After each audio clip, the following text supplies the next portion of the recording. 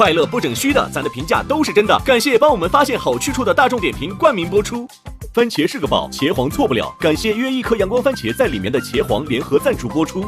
颜值饥客鲜满10分，感谢颜值下降但鲜味爆表的海天博颜特约赞助播出。可口可乐一生元气水，快乐不卡顿。本节目由可口可乐行业赞助播出。乳铁蛋白加乳脂球膜，助力宝宝体质双优。感谢真心守护宝宝成长的美蛋陈兰珍赞助播出。好网络就选中国移动，本节目由指定产品中国移动赞助播出。咔嚓咔嚓，一起脆翻天！本节目由美味酥脆、有料有趣的雀巢脆脆鲨赞助播出。一场仅朋友可见的线下聚会即将开启，打开效果小程序即可参与限定活动。第二赛段叫做双擂之战，第1场的擂台赛即将继续。哎，你敢信吗？我有颜粉。那么做就像是处疯了。我学坏了，我跟你说，学坏一出了，你背叛了队伍。还是要接纳真实的自己。这个事儿吧，与其反思自己，不如指责结构。每次看不了别人好。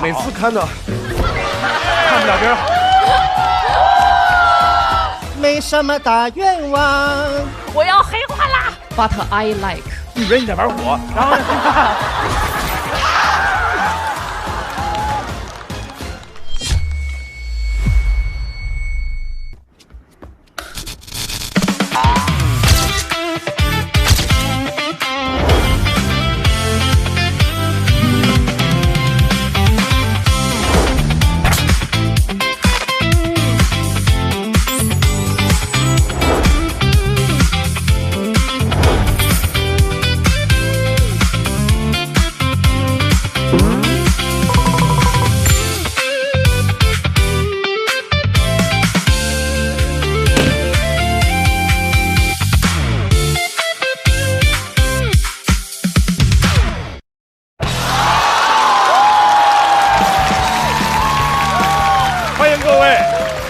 不整虚的，咱的评价都是真的。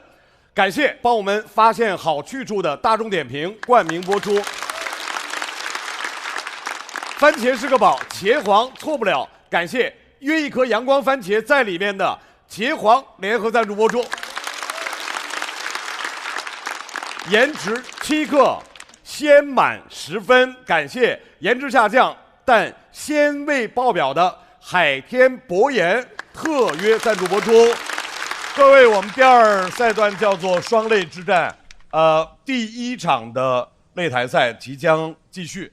暂时坐在擂主宝座的是小齐、史岩和瑞瑞，其余攻擂失败的小队呢，目前进入了待定区，但是别着急，这些朋友还是有机会回来。擂主小队是不是能够守擂成功？让我们接下来继续下面的比赛。加油吧！曾经是效果的老员工，在上一场的表演当中对前上司贴脸开大，让人觉得哇，好解气啊！让我们掌声欢迎重新归来的陈小静。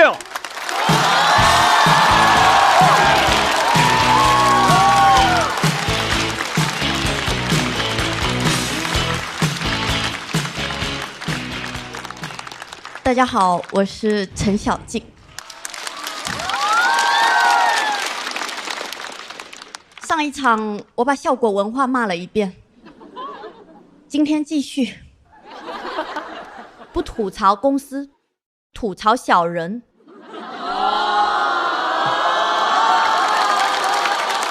哦，这么共情，怎么了？之前我跟一个演员朋友分享我的段子，他觉得特别好，好到他自己上台就讲了。谁呀？一会儿解答。我说你干嘛？这是我的。他说没有了，我就是帮你试一下。我就试一下，我傻不傻嘛？这几年我发现我小时候学的美好品德，都成了我在社会上的弱点。我真，同事套我话；我善，老板欺我弱；我美，确实。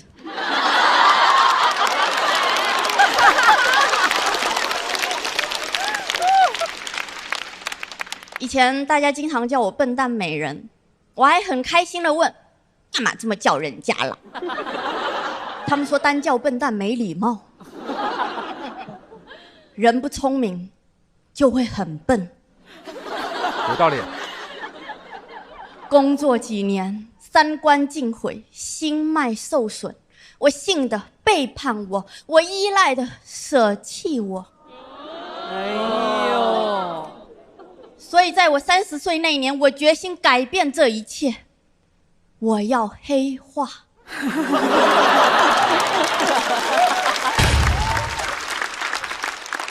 有段时间我都不出门，我就在家里黑化。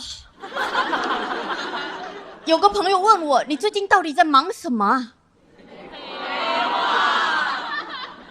我说我在学习权谋。他说听起来就很蠢，而且没有人会告诉别人自己在学权谋。气得我直接把微信名改成了劲宝学习权谋版。我不只要说，我还要到处说，我就是要让所有人都知道我不是白痴，我是权谋大师。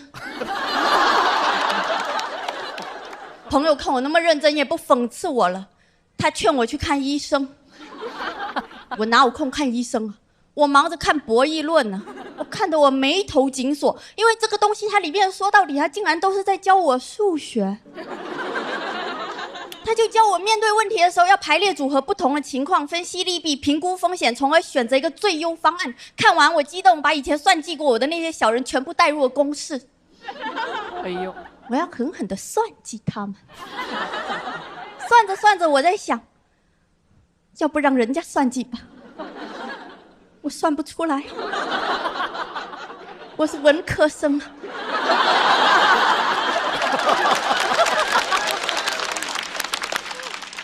算到后面，我只能说算我倒霉好吧。我突然很佩服那些小人，就之前我觉得人家心术不正，这下我突然觉得人家害我也挺不容易的。真的，你想算计，你要先会算，你要做局，你要先会做题。难怪说学好数理化，走遍天下都不怕。学不好数理化，你就只能像我一样相信星座和八卦。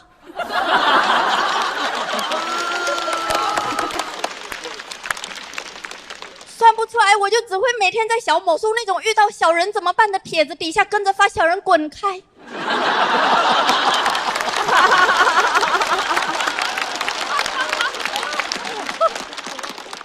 小人远离我，此局已破。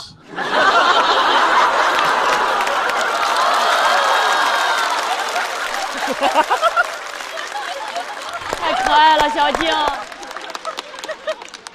我开始看各种兵法，我发现那些兵法每一计的核心其实都是在教人伪装，就是反间计要制造误会，空城计要假装淡定，苦肉计要有破碎感，就是建立信任然后打破信任。看完我去魅了。除了看书，我还海量刷剧，正统权谋剧哦，不是那种骗傻子的爽剧。那种正统权谋剧，他演员都不是花瓶，剧情都不低能，也没有狗血的爱情。老实说，不是真心变坏，根本看不下去。我是真心变坏的，我逐帧学习。我早上大明王朝，下午雍正王朝，晚上康熙王朝，我天天上朝。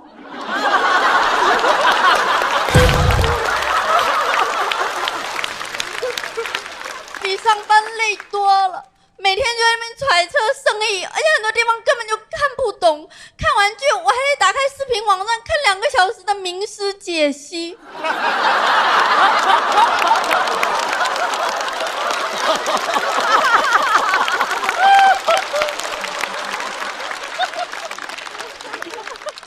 为了学进去，我还要每天写错题集。就是我今天做错了什么，按照权谋我应该怎么做，这个我就不跟你们分享了啊。因为剧里有一句话对我的影响特别大，分享给你们。有些话你说了，你就是这句话的奴隶；你不说，你就是这句话的主人。学到了，观众怎么学到了？这里其实应该有个大爆梗，但我决定做梗的主人。哦，这个铺得好哎，巧妙。我我发现帝王星术最重要的是你要是帝王。我朋友说，那你怎么没发现权谋最重要的是要有权？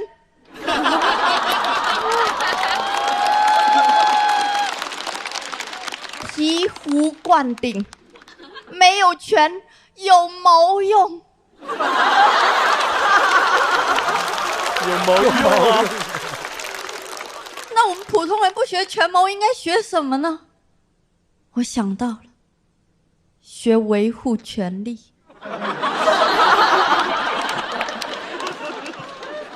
老实说，学完权谋之后，我什么都没得到，还得了疑心病。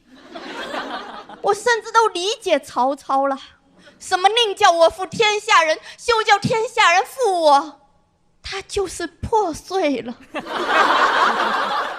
什么吴昊梦中杀人，他就是没有安全感。心疼哥哥。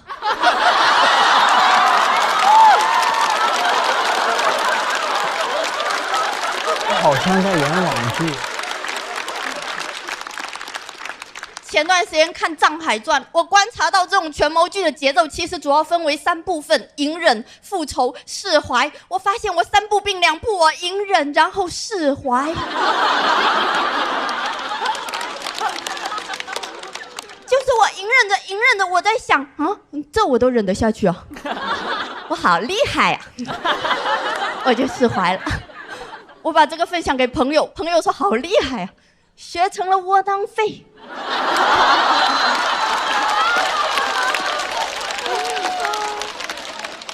我没生气的啊，因为我并不想当那种无能狂怒的人。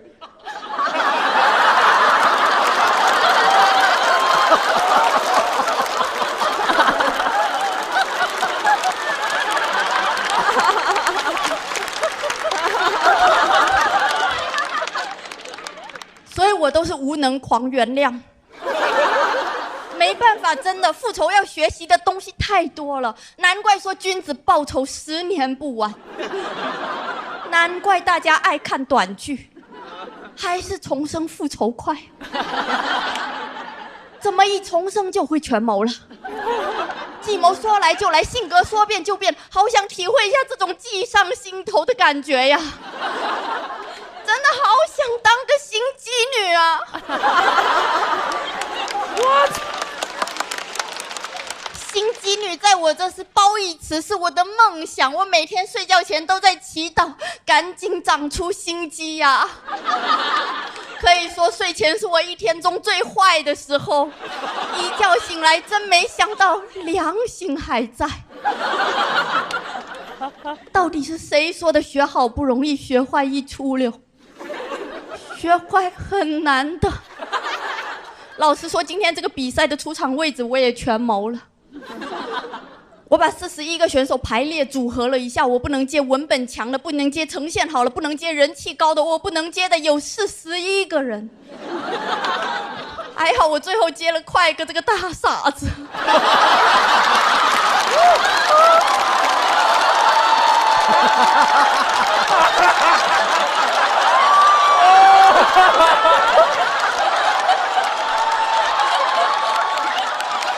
感谢块哥的科举。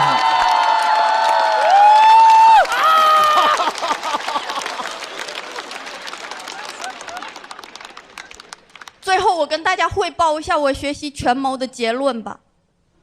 我决定放下权谋了，因为权谋的力量我不知道，但怀疑的力量足以毁灭生活。吾日三省吾身，我是不是说错话了？我是不是又说错话了？我怎么老说错话呀？压力好大呀！难怪古代太后没说2句话就哀家罚了。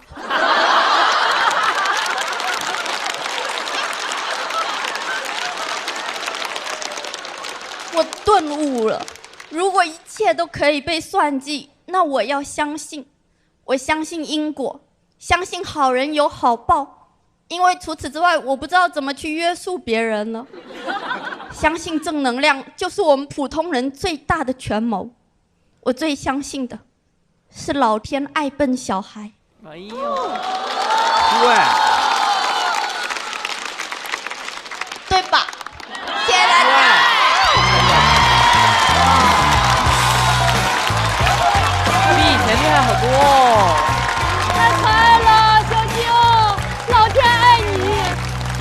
抓紧时间，为小静刚才的表演投出手中宝贵的一票。投票倒计时。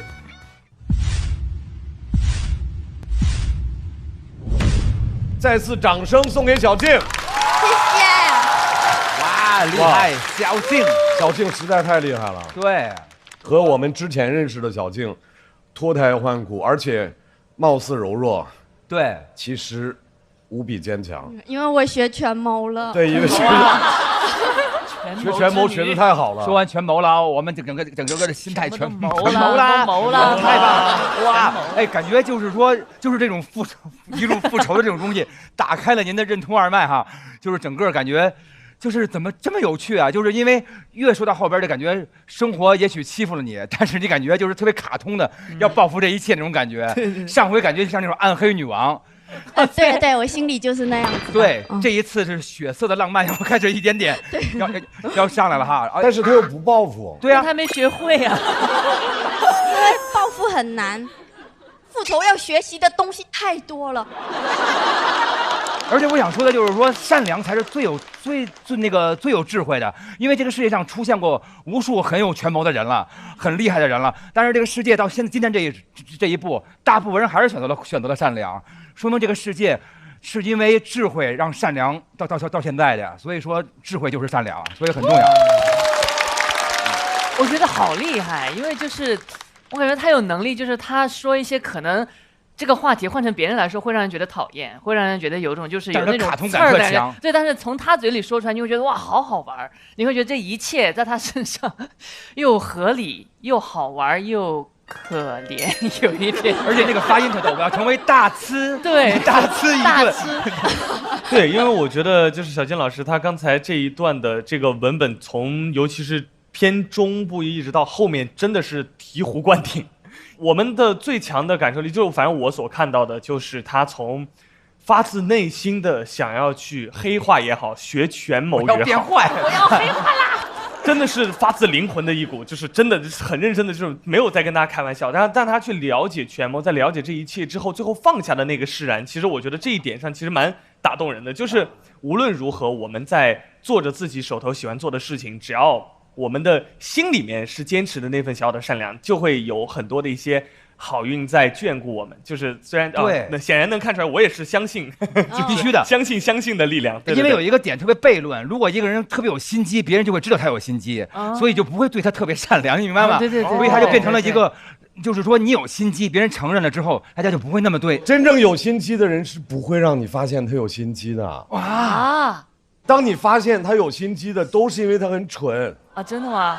当然了。你是在骂谁呀？不知道。赵成老师受过伤。我要黑化。来，卢宇老师。我觉得小静这一段非常难。难的地方就好，我就不用讲了，太好了。我觉得太难了，因为他讲的所有的一切是没有发生的。他讲的一个人在大脑当中自己跟自己的对话，自己跟自己的思考，是一个我们生活当中每天会琢磨，但没有人敢去干，或者你也不愿意去做的一件事情。这是一个难，因为你无法去叙述。你一旦叙述，你可以有人物、有时间、地点，如何做的，为什么，就会活灵活现，什么都没发生。这是一个难。再有一个分寸。因为虽然讲到心机或者心机女这3个字，我们都会有共鸣，但是如果小静不是小静，另外一个人、另外一个样子、另外一个语气、另外一个感觉，我们未必能够瞬间全然共情她，你可能会有点排斥，说：“哎，我不是那个样子。”是的，谢谢哇，这是善良美好的力量哎。我现在心里就是重新升起了对偶像剧的热爱。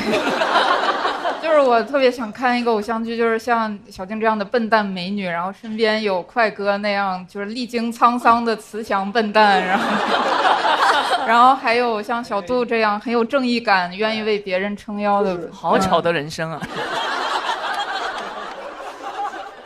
还有，我觉得可能人到最后就是还是要接纳真实的自己，就还是要有那种偶像剧的精神，就是我就是笨蛋啊。就是我就是笨蛋才会喜欢你。哎呀，就是要有一点恶心别人的精神才行。对，苗苗你变了。小静，我跟你说我真实的心态，你这2段好到我都不敢看，因为我们认识10年了，认识那么久，所以每次看不了别人好，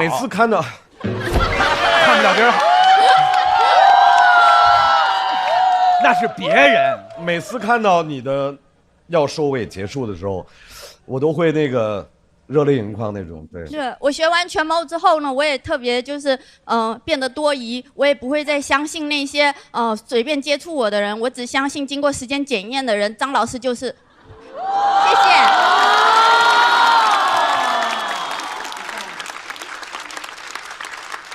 来，我们来看小静在她的表演之后得到的票数。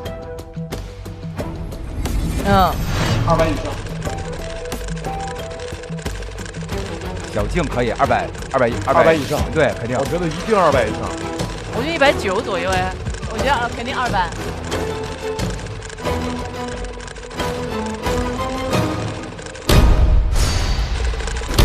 哇，203。哇，他这一季也好强啊！对，哇，太好了，太帅了，好厉害啊！来，小静回到自己的队友身边，再次掌声送给小静。人疯了以后就入无人之境，对吧？对。太厉害了，太帅了，站住了。特别可爱，就是只有动画片里的一个坏人说：“哇，要统治这个世界，所有的人都要听我的。”我要黑化。我希望他后边能找到不同的角度，去用这种就是假装要当一个坏人，但是内心极其善良，然后这样做一个非常卡通的坏人，是真的好玩的。哦，我每天早上会听那个《资治通鉴》和《恶女修炼》，有那种恶女速成攻略，学坏，锻炼匪气，要追求权力和地位，然后不要有讨好感，眼神一定要坚定自信。我觉得受益匪浅。小人研究，深度研究小人智力的角逐。其实小人是很值得学习的，你看，还有各种非常厉害的精神。你看，其实我越看越破胆，我要当个小人。当小人，真的很累。小人好复杂呀，一看就困，真的很困。好想当坏蛋，真的好想当坏蛋啊！我坏，我最坏啊！我城府深，心机重，我谎话多，我的天下第一坏，谁敢惹我？嗨，小静，正想找你呢。周深老师啊，我黑化，这哪有人直接说自己黑化的？我就是要说，我让所有人都知道，我懂权谋。好，这是给你的伴手礼。减盐不减鲜的海天薄盐。哦，你是要告诉我，一个有城府的人要学会少盐？少盐？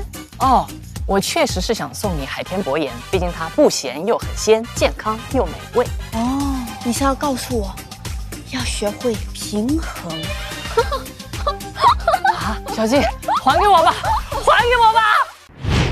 马上要上场的这位朋友，既是新朋友，又是老朋友。他热爱音乐，同时也心系喜剧，还跨界。让我们欢迎白小白。白小白。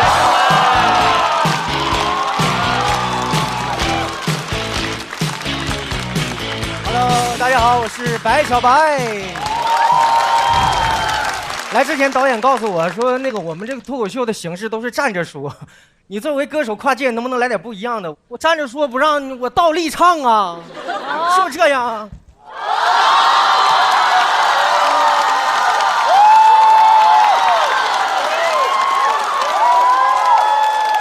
没什么大愿望，没有什么需要干。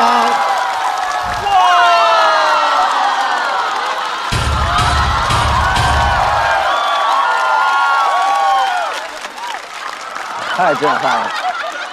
我是职业歌手啊，知道为啥只唱2句吗？版权明白吗？啊，跟他没关系，主要我挺不住了。我从小呢就有唱歌天赋，从小呢就是什么老爷半大寿啊、三姑家乔迁，我都上去唱。现场还有乐队伴奏，唱完了亲戚还给我塞2块钱。你放现在这不就音乐节吗？5、6岁我就接商演，听说现在好多演员5、6年都没接着商演，你们，哎呀，你们家亲戚都不办事儿是吗？哎，6岁我就写原创歌曲，我写的还是情歌，我给我爸看，我爸特别惊讶，儿子，你想结婚了？我说爸，你惊讶的不应该是我会写歌吗？我跟我爸说不明白，我就跟我妈说，我说妈，我想学音乐。我妈说特别支持我，妈给你找个好学校，不光能学音乐，还能学那个舞蹈、乐器、口才、表演，咱艺多不压身。我以为我妈给我送国外男团去呢，到那一看，2人转剧团。我说妈，我不想上剧团，我想上音乐学院。我妈说音乐学院不好。我说咋不好？贵，1年7万。我给你找的1年才1万，你能学7年？哎呀，2人转剧团是真专业，什么手绢、乐器、二胡、翻跟头、打把式，什么都教。他就是不教唱歌。我说我来学音乐，你这学2人转我不想学，以后怎么做音乐呀？这以后加入2手玫瑰吗？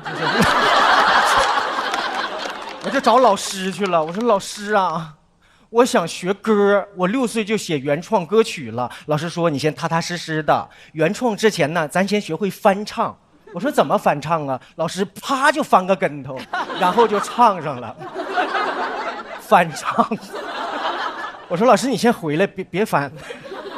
老师说不喜欢是吗？那教你说唱好吗？我说行啊，来说一个道一个，想起哪个说哪个，哪个说好都不错。说的是，我说别说了，再说我就退学了。我说这啥呀？老师你能教我正经歌吗？老师说那教你情歌好吗？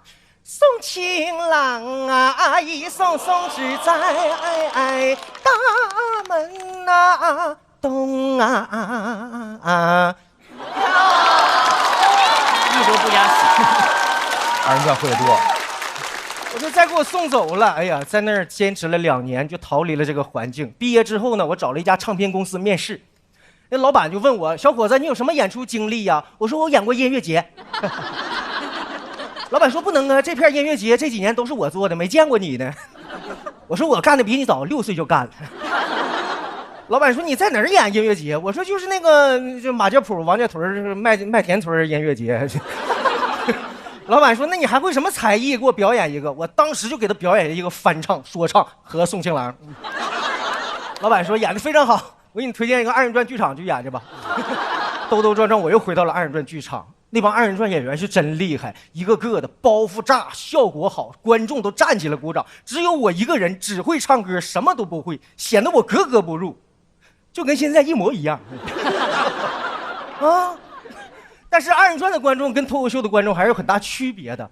脱口秀的观众一般看完不满意写个 report，我们的观众不是，看完不满意给你一电炮。我一看这个地方不能演，我得找一个专业做音乐的地方。我找了一个 music bar， 就是音乐酒吧。音乐酒吧那种气氛特别好，我一上去就是特别兴奋。歌手嘛需要互动，上去我就喊喂，双手举过头顶。下边一个观众都没举手。下边俩客人在那研究，双手举过头顶，他是警察呀。有个同事告诉我说，在酒吧演出你得炫酒，炫好了还能给小费。炫酒就喝啤酒，炫进去。我一看这是我强项啊，正好第2天我就渴了，我到一个大哥跟前我就炫了7瓶啤酒。哇！我一边炫一边说祝福语，我说祝大哥8989越过越有，9898越过越发，把所有银行搬回家，发到不能再发，然后把钱拿给我花。大哥说的老开心了，祝福我收到了，这7瓶啤酒你买单啊？啥玩意儿？我一口没喝，都让你喝了。我一听我买单，转头我就上去唱歌去了。那大哥越看我越生气，就往台上扔啤酒瓶子。他一扔我就躲，他一扔我就躲。酒吧演出特别锻炼人，演几天我唱跳都会了。对你爱不完。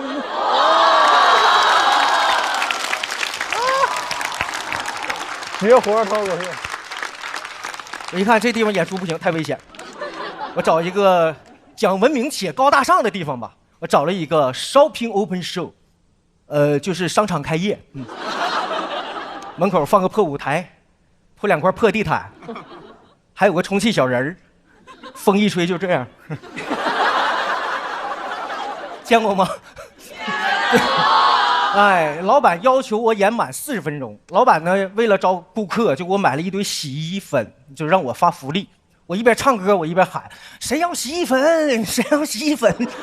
那是我第一次感受观众的热情，都往台上爬呀！啊！我要洗衣粉。我正感受观众热情呢，天空突然就下大雨了，所有人都进屋了。我一边唱一边喊：“啊！谁要洗衣液呀？谁要洗衣液？”因为演出时间没到，我就不能下台，所以说呢，我就一直站在台上。那是我人生的至暗时刻，头上淋着雨，下边没人看。当时我已经哽咽到发不出声音了。我回头一看，音响师把音箱都搬屋去了。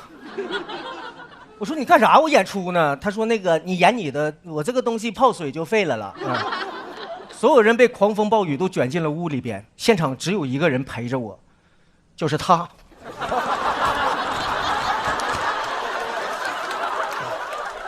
因为只有我们2个没有资格避雨。其实经历了这么多事儿呢，我为我曾经有一段2人转的经历感到庆幸。如果没有那一段的经历，就没有今天的白小白。我更感谢自己没有放弃做歌手的梦想。是音乐支撑我走到了今天，所以以后不管遇到任何的坎坷，我都会骄傲地告诉自己，我现在是一名脱口秀演员。谢谢大家。谢谢，谢谢。太棒了，太棒了，太棒了！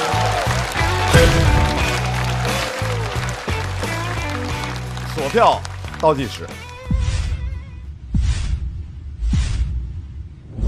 再次掌声送给白小白。谢谢。小白今天演的有点紧张吗？还行，就是有点乱，因为前面太精彩了啊。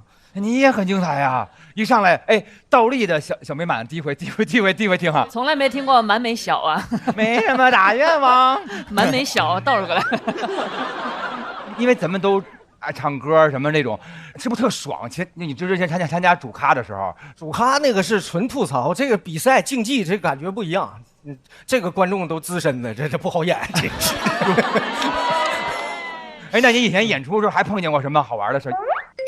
洗浴中心演出哦，洗浴我也演过。对，客人穿个浴袍在那儿，而且那洗浴生意不好，就一个人看，然后我就在那演，必须演40分钟。他上厕所我就等他回来，我再演。你们以前演出去过那种就是说夜场的吗？因为我在出道之前，我想要去就是那个酒吧去应聘歌手，但人家不要我。但是大老师刚才有说，就是他们那个年代的演出，上个世纪哥们儿就出来了。对，以前在夜场里演出，那女生头发特别长，然后我们那儿唱歌，他那不有蜡烛，他把那个头发烧着了啊。我就说女人你在玩火，然后呢，没有，但是是真的，是不是？就以前有好多那种状况都会出现，但是那些东西都会变成今天的你。黄子演过刚才像小白说的那种复杂的场子吗？算是吧，算是演过。哎呦，您还接过这活儿？我听听。我当时反正接的那个演出是就人家婚礼嘛，当时台下的那个观众都是特别专业的那个 eater，就只吃饭，他每个人。所以其实小白的演艺经历是各位不太能比的。在脱口秀的舞台，其实除了讲脱口秀以外，大家很少会有人去展示才艺。但我觉得这个方法挺好的。我个人认为有几点的话，你可以去往那个方向试一下。一个是它起到一个增强的作用。所谓增强，就是你帮助你树立这个人物的形象，或者你破节奏。或者是奠定节奏，这是第2个我能想到的。第3个就是为笑点服务，第4个可以主打一个反差。反正总之，让自己能够在一个舒适区里面尽可能的玩起花来。因为脱口秀它就是在我看是百无禁忌的，方式也是百无禁忌，所以我觉得还不错的一段表演，加油，小白。好，谢谢老师。我就是很羡慕能整活的脱口秀演员了。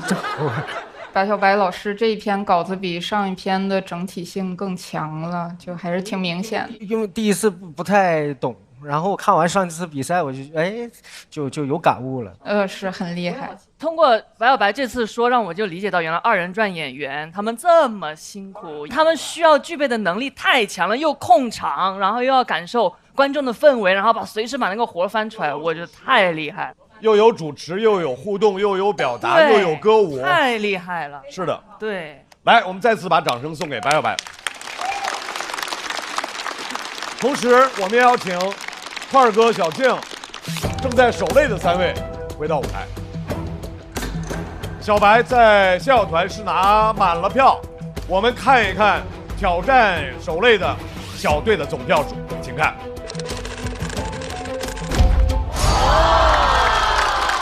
你看，我每次都这么少。掌声送给白小白，因为总票数是508，所以小快、小静和小白将进入待定区。再次祝贺第3线守擂成功。第3线很难打，太难了，这么高。欢迎欢迎欢迎欢迎！我线下开放麦排练的节奏也都挺好，但是一到演出的时候紧张，一紧张我的节奏就快嘛。后来我发现别的脱口秀演员都是等观众笑完了再说下一句，我不是，我都一般观众没笑完我再说，就是很快。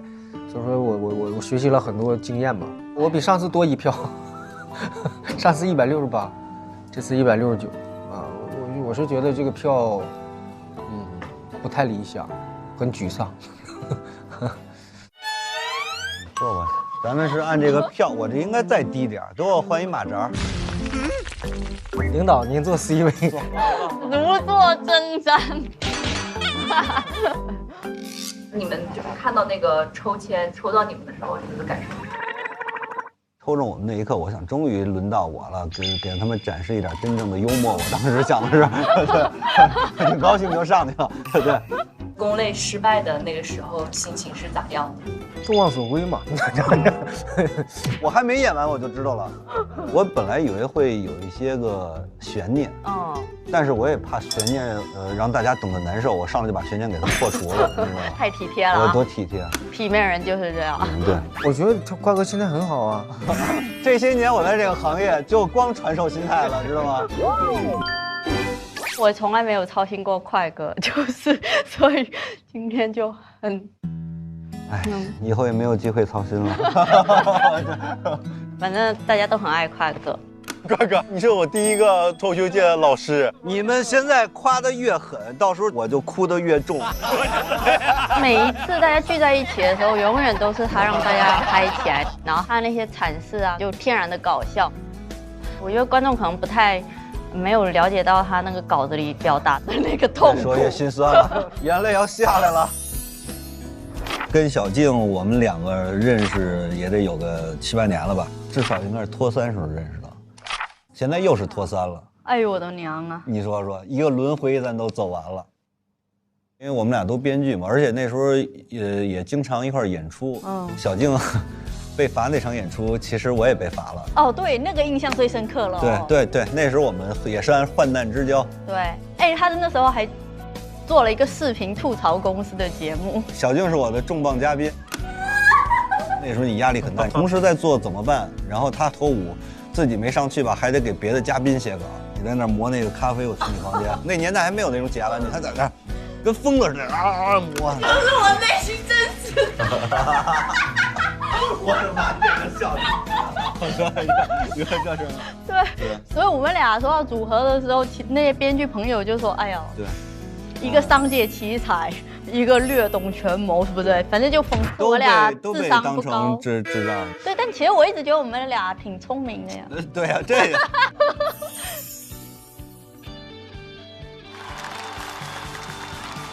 他说我还有8种病。怎么说呢？跟3年前我去的时候，这个外套换个白的什么之类的，对，上面的好一点。再说太多祝福的话呀，显得我这个人性不太好。我最后就说3个字，走着瞧啊！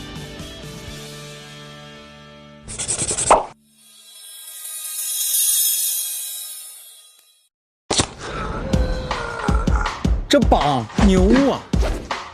我要好好体验一下。火锅不够，还有还有烧烤、米粉、早茶、小笼包、湘菜泰餐。再玩点啥吧？贝拉达，还必须得坐一次直升机。哥们儿，是大众点评必吃榜和必玩榜啊！真实评价靠得住，这榜确实牛。来，第3圈选择，来吧。有缘香。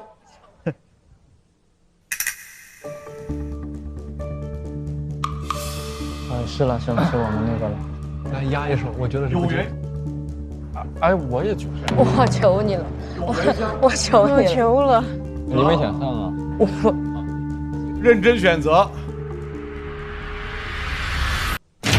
阿修大国手不惊云。我为什么？你不想上吗？哇！不惊云啊，我俩就猜对。阿修被抽到的公类小队是阿修、步惊云、大国手。本队第1位要出场的演员，成功的打破了次元壁的阿修。阿修，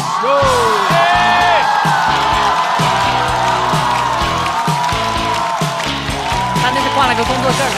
对。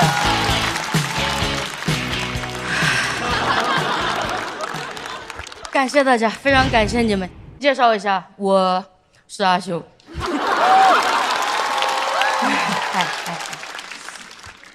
我是一个2次元。其实2次元很难定义，但是如果到了30多岁还只喜欢看动画片，那就是2次元。我呀，我相信大家小时候都是喜欢看动画片的，我也非常喜欢看，因为我的家庭环境太宽松了。每次我爸妈说要出去打工，很久不回来，我都说我天天看入迷了。有的时候我觉得菊萍姐姐就是妈妈进化的，顽皮是爸爸进化的，所以我会自动变成金龟子。但其实从初中开始我就知道我的世界跟大家不一样，聊不到一块儿去。我的同学会问我知不知道三体，我说哪尼？他说有一个很可怕的东西叫二向箔，他会把所有人变成2次元生物。我说那不是很美好吗？他一发射，所有地球人都开始塞诺点嘛索那加达美。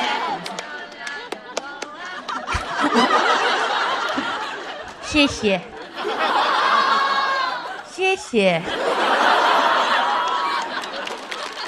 这首歌叫《恋爱循环》，我的同学们也在循环恋爱。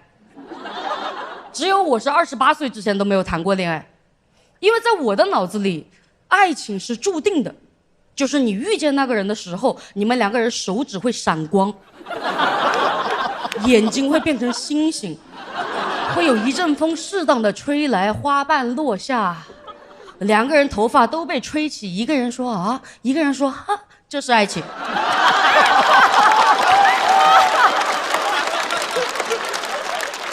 所以我好几次我都感觉到我心动了，但是我的手真的没有闪光。我耳边也没有听到恋爱循环，我真是绝望了。有的时候我都会看着我的手说，怎么还不是？可恶！所以你知道我大学毕业那个暑假有多害怕吗？那个暑假我把所有动画都看了，我跟每一个角色说，我就要去异次元世界打工了，请把力量借给我，我会带着大家的意志前进。然后1年都没找到工作。找到工作了之后才发现，一个真相，就是我最大的反派不是人，是社会化的人。我等级太低了，处理不了复杂问题。我第一份工作交到了一男一女2个朋友，他们是情侣。有一天，那个男的找到我说他想分手。为什么要告诉我呀？你要跟我在一起吗？后面他跟我说什么谈了7年了，很爱他，但是由于缺乏新鲜感，所以不想耽误他。我当时听不懂。那天我们2个人的对话有点像陶喆 remix， 就是他在那咚咚咚，我在那哦啊啊。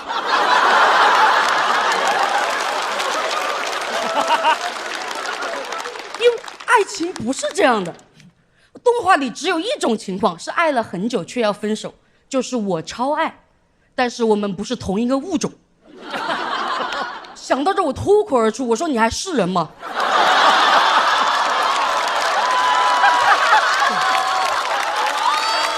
哦，他这有点可爱。他走了。第2天，我的女性朋友也过来跟我说，他也想分手，真是够了，你也想跟我在一起？能不能放我回去看动画呀？我说真的，你们2个太复杂了。后来他们结婚了。好，我不是人。你们也不想跟我在一起，你们2个锁死吧，让小五他奶奶给你们俩锁死。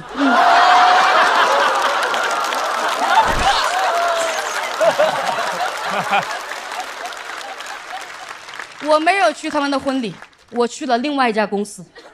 第2家公司就更吓人了。第2年，那个 HR 就跟我说，让我去劝退一个新员工，真不是人呢。但这个时候我已经会分析了，按照我的分析啊，劝退就是抛弃，就是为了利益，不要同伴。作为 HR， 他不谈，让我去谈，就是他想让我来当这个反派。所以真相只有一个，就是他是一个想成为鸡贼王的男人。而唯一看透这个真相的，是一个外表看似小孩，实际30多岁的小大人。Yes。嚷，节奏太好了。所以我虽然不记得我说了什么，但是我肯定是把 HR 卖了。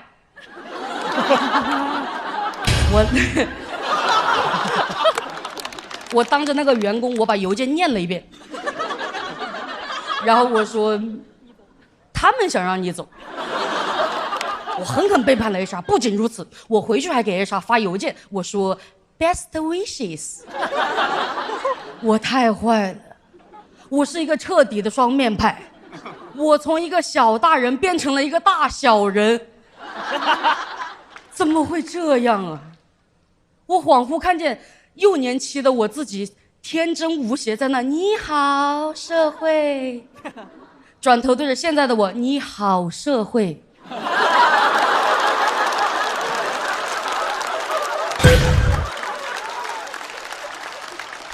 我好想回去，我真的很想回到那个纯粹的世界，因为动画里只有好人打坏人，现实是坏人让好人打好人，甚至让朋友打朋友，还要叫脱口秀和他的朋友。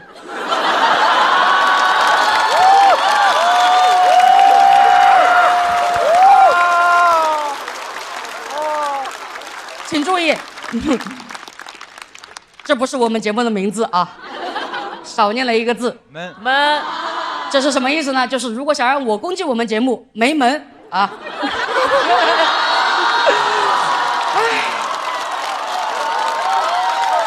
给自个儿留后路，上过班。我也进化了，真的，我早该进化了。我现在的自我认知是一个2次元带点复杂，3次元带点童真，2.5次元。我为什么感觉我早就应该进化？因为我发现我童年的朋友们也早就变了。童年的智慧树下智慧果，现在红果果变成了短剧平台，绿泡泡变成了聊天软件。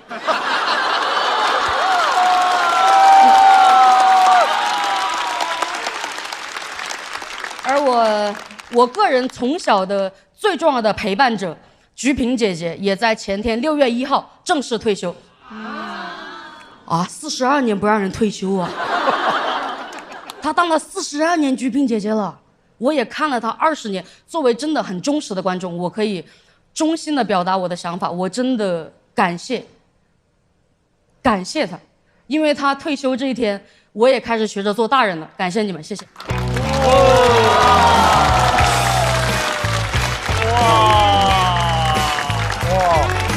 表现太好了。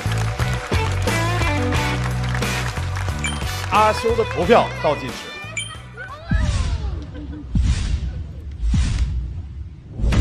再次掌声送给阿修。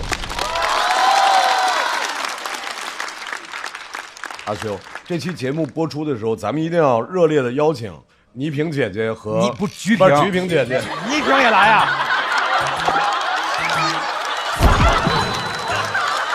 心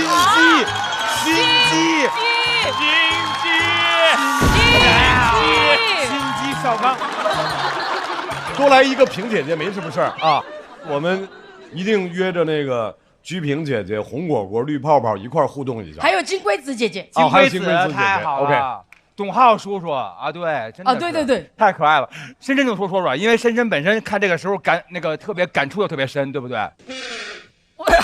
是，卡布勒老师，请说。因为我觉得阿修他真的就他有自己的一个魅力，就他说所有的事情的时候，你都会愿意听进去，而且你会觉得他跟你距离特别近，然后你就会在任何一个地方你会找到跟他同频的这个点。对，因为我也会喜欢看一些动漫啊什么之类，但我其实很不敢称呼自己二次元，因为我觉得我没有那么精通。但是我觉得我们可以在那一个二维的世界里面去找到很多的精神支撑，去面对我们现实生活当中一些挑战和困难，我就特别特别喜欢。刚才阿秋说到那个点，我们拍的时候就说燃了吧。我们就是说，我在这。我觉得其实刚才那个阿修老师最后的那一个结尾的地方，我觉得蛮感人的。当时的那个画面感，其实就是随着年龄的增长，好像我们每天无论是被工作啊，或者被手头的事情所填满了生活之后，我们会感受不到，好像其实自己离曾经的那个童年的那个年龄真的是越来越远了。就是当你回过头来看的时候，你会发现。就是哇，过去了那么久，但是好像你又很庆幸，哇，原来内心以前的那个童真，还有那份可爱，它还在。我觉得这个是最宝贵的一件事情。是，只要相信那种纯粹的正义就好了。其实阿修无论是上一个赛段讲追星，还是这个赛段讲二次元，核心都是在讲长大的故事。对，用不同的角度来讲长大的故事，所以就能够和很多人来共鸣。对，我再说一句，就是我觉得其实这样次元壁其实大家一直在打破，就包括因为哪吒很爆火嘛，但很多人就在自己就撑不住的时候就会说出那句话：我命由我不由天。就这样的能量其实真的很强大，很强大。我也很喜欢这样一个魅力。对，所以谢谢阿修给我们这样一个角度的故事。谢谢。我一直怕我有点会听不懂，因为我们看的时候一直要动画片。所以二次元对我来说是一个完全新的概念，但是完全没有这个问题，因为它是从一个二次元爱好者的一个角度，最终还是在谈跟我们人相关的问题。是的，我想当你所有的脱口秀的问题是跟人产生亲密连接的时候，就会打破所有的次元壁。你有一个什么东西可以随时给你能量的？这是我上个月专门去深圳买的数码宝贝的代表友情的进化徽章，我以为是工牌的，我们以为是工作牌。我想来要比这个朋友赛，所以我代表了这个友情的徽章。我希望我们的跟节目的友情能更进一步，我希望。哇塞！来，条条老师。我很喜欢阿修对题材的选择，就是上一次是讲自己当粉丝的经历，然后今天说自己喜欢二次元。我觉得年轻人创作就是应该彰显自己的审美品味和存在的，我觉得很棒。谢谢阿修在2个赛段用自己的角度来跟我们分享成长，我们也很盼望未来能够听阿修讲更多关于自己成长的故事。但是听之前，我们先来看一下本轮在他的表演结束之后，他获得的票数校团10票满票。现场观众投票结束之后，阿修获得的票数是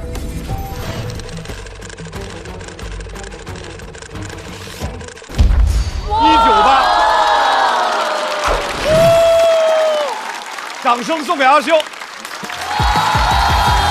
可以。不止。太厉害了！阿修，我觉得哇。他能够把我们认为有距离的东西让所有人都听得懂，大家也会觉得啊，我不理解二次元。包括像他第一次说的追星，阿修他给我们看到了这2件大家可能会有点刻板印象的事情的好的那一面，我觉得是非常有必要的。对，动画文化就是它构成了我看待世界的角度、看待我自己的角度和我交朋友的尺度。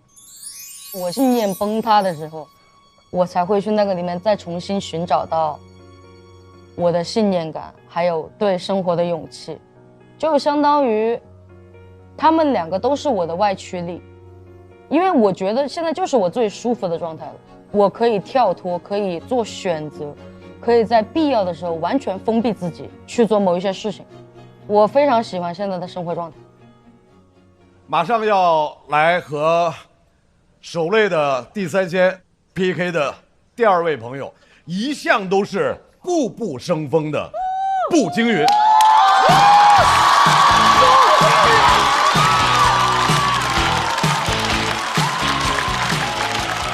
Hello， 大家好，我是步惊云，大家好。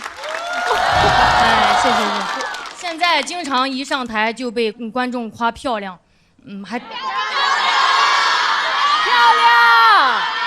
亮，没有硬要的意思啊，其实挺不习惯的，因为坦白讲，我整过容。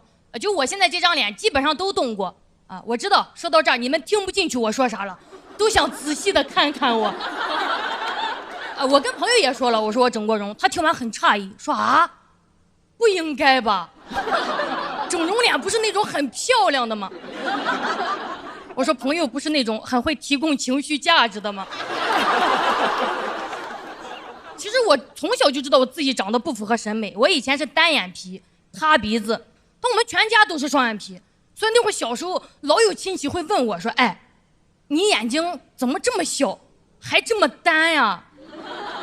我总不能说你嘴巴怎么这么大，还这么欠呀？那小孩就答不上，就只能在那受着。我小时候看电视、翻杂志，里面有很多美女哦，都是大眼睛，哇，她们那个眼睛大的呀，真是大到我了。我小时候看一部剧叫《还珠格格》。里面所有的主角都是双眼皮，那丫鬟也是双眼皮，连剧里那匹马都是双眼皮，气得我当时就瞪大了双眼，发现瞪不大，撑大了鼻孔真撑大了。上学也没人教我什么多元化的审美，老师嘴上说，同学们一定要注重内在，心灵美才是真的美。但初中体操队形比赛的时候，他就把漂亮的女孩都放第一排，我们那种不好看的都站后面。当时我就站在后排，咬牙切齿地原谅了所有人。谁让我心灵美呢？我总不能直接冲到前面拍拍那个最漂亮的同学，我说你后边去，没看出来我是心灵美吗？那么做就像是抽风了。抽风了，这个有点好笑。我那会儿经常想啊，为啥长辈、老师都是夸别的孩子漂亮？但夸我聪明，为啥站在最后一排的那些同学里就我最敏感？哎呀，这个丑人开智早，真是雪上加霜呀！整个青春期我都留着又厚又长的刘海，就是想遮住自己的眼睛，下面再用校服袖子捂住嘴。咋说呢？遮住2/3的脸，露出1/3的自卑。哎，其实连这1/3都不想露啊，但没办法，丑人也得呼吸。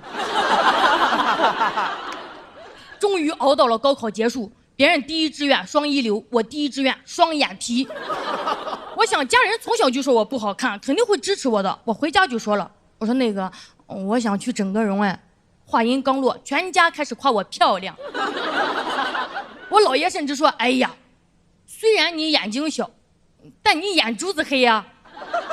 我听完2眼一黑，我最后还是自己攒钱去割的双眼皮。但成年之后啊，大家就很体面了，不会直接说谁丑，只会默默的区别对待。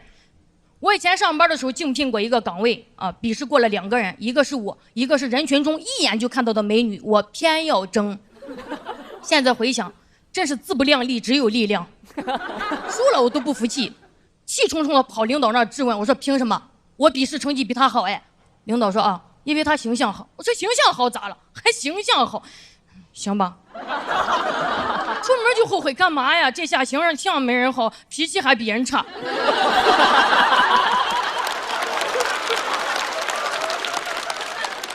从小到大这种事我经历太多了，我想整容，但我知道整容是有风险的。哎呦，但比起几10年的自卑内耗，我想手术这点疼算啥呀？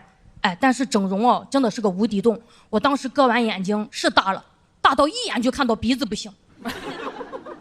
我想做鼻子，我承认当时是一种赌徒的心态了啊，因为我做完双眼皮就有人夸我好看，尝到甜头了。我想既然已经美了，要不再美一把，再美最后一把，要不直接梭哈吧。哎，万一真能实现美貌自由，那就金盆洗脸，这种地方再也不来了。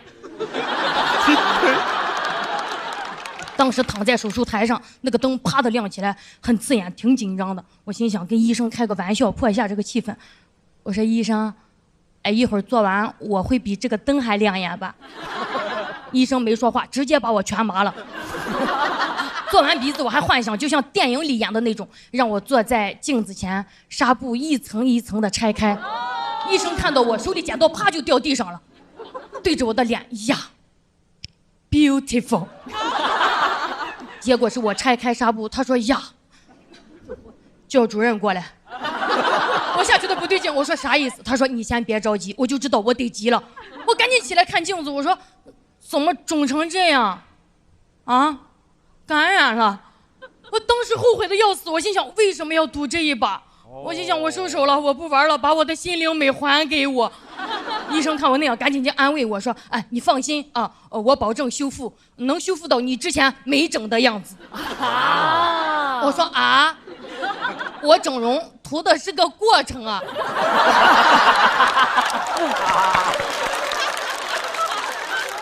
哎，我是整了之后才知道，整容真的是很需要运气的，要倒霉了真的会要命。俗话说，美死不如丑活着。今天跟大家分享一个我挨了2刀才明白的道理啊！原来鼻子最主要的作用是呼吸。我现在说实话，比起动刀子，我更想动脑子了，因为发现手术刀再快也没有审美的风变得快。我做完双眼皮之后，现在说单眼皮的高级了。我前2天去一个拍摄的工作，那个化妆师在帮我吹头发的时候说，现在就流行头包脸，而不是脸包头。我上次听到这种逻辑问题，还是问为啥叫肉夹馍，不是馍夹肉？什么是头包脸？头发会把显得脸小。但我现在真实的情况是已经顾不上脸了，我现在焦虑的顺序是事业、健康、家庭，美貌已经在很后边了。直到有一次我跟几个朋友在一起聚餐聊天的时候，发现一个事儿哈，就我们在一起说老板的时候，说过他装，骂过他抠，但没人说过他丑。哎，好像当一个人有话语权的时候，我们就不会在意他的脸了，是吧？我们现在静下心来，想一想那些很有名的女企业家，我提醒一下关键词哈：空调、辣椒酱。第一反应是不是他们好厉害，而不是他们好漂亮？是啊。谁记得他们是不是双眼皮啊？没人留意他们眼睛，都忙着看他们眼色呢。但是话说回来如果女人要成功到这个份上才能摆脱外貌偏见的话，那也太艰难了。我就在想，我们是不是可以重新思考一下人生的价值排序了？你把颜值放第一位，那就永远容貌焦虑；把事业放第一位，那就得努力赚钱；把快乐放第一位，那你活明白了啊。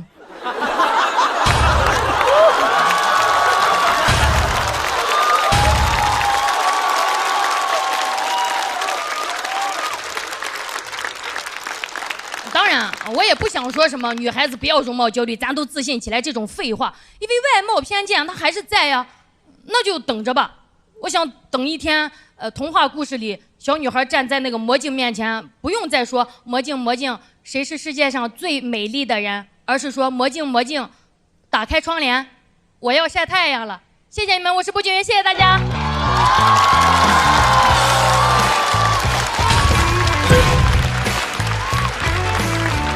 抓紧最后的投票时间，投票倒计时。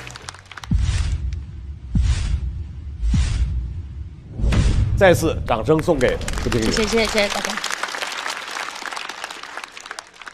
布老师这么自信的一个人会有这样的经历啊？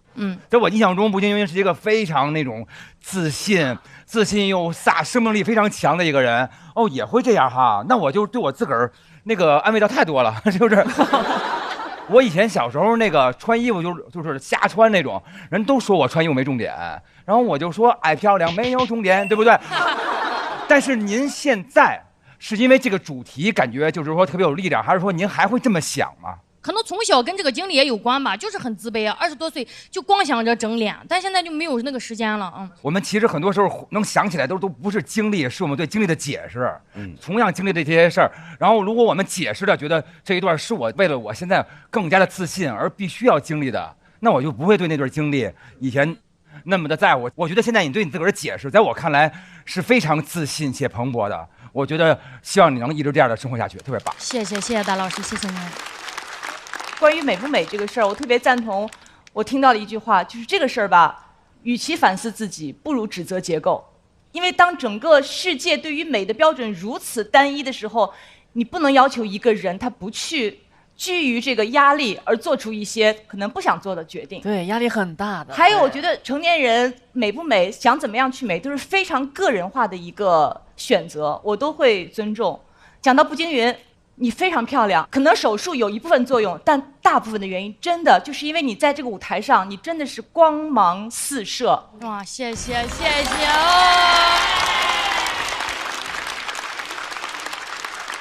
很多时候人们会说成功是最大的医美，最好的医美，但我特别认同，你得允许一个不成功的、长得也没有那么符合大众审美的人，他不用因为自己外貌而觉得焦虑。对。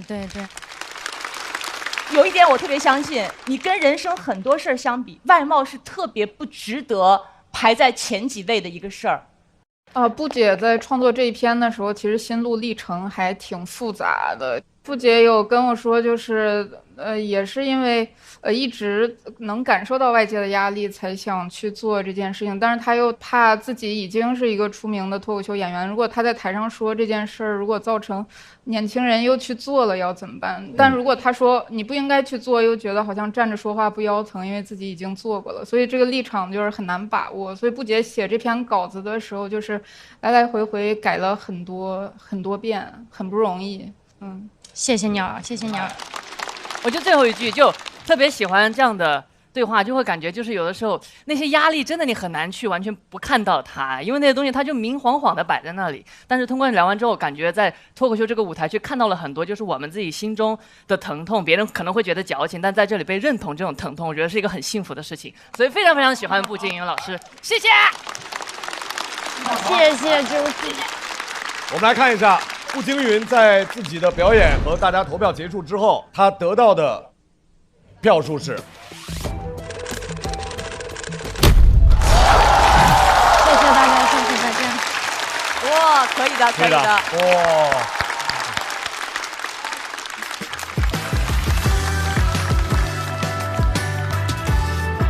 没接住你啊，加油！其实我小时候是一个非常热爱表演的呀，我从小就有个演员梦。我爸说你长这样，你到那儿就淘汰了。我爸当时特别认真，他不是故意伤害我，他说孩子啊，你做梦呢，就那种表情。演员长什么样，你打开电视看看。我绝对不可能对我女儿说出那样的话。哎呦，我女儿跟我整容前一模一样长得，但是我现在每天就是发自内心的夸她。她洗完澡在那照镜子，我说哇，宝贝，你真的好可爱，你怎么长这么漂亮又好可爱？给她夸懵了。她说啊，有这么好看吗？她对着镜子也迷茫了，你知道吧？所以我最后的底为什么要用魔镜梳？我是想说，以后的小女孩站在魔镜面前，她已经不需要再审视自己的美貌了，就打开窗帘，我要看太阳，我要让阳光洒进来，我是一种美好的期许吧。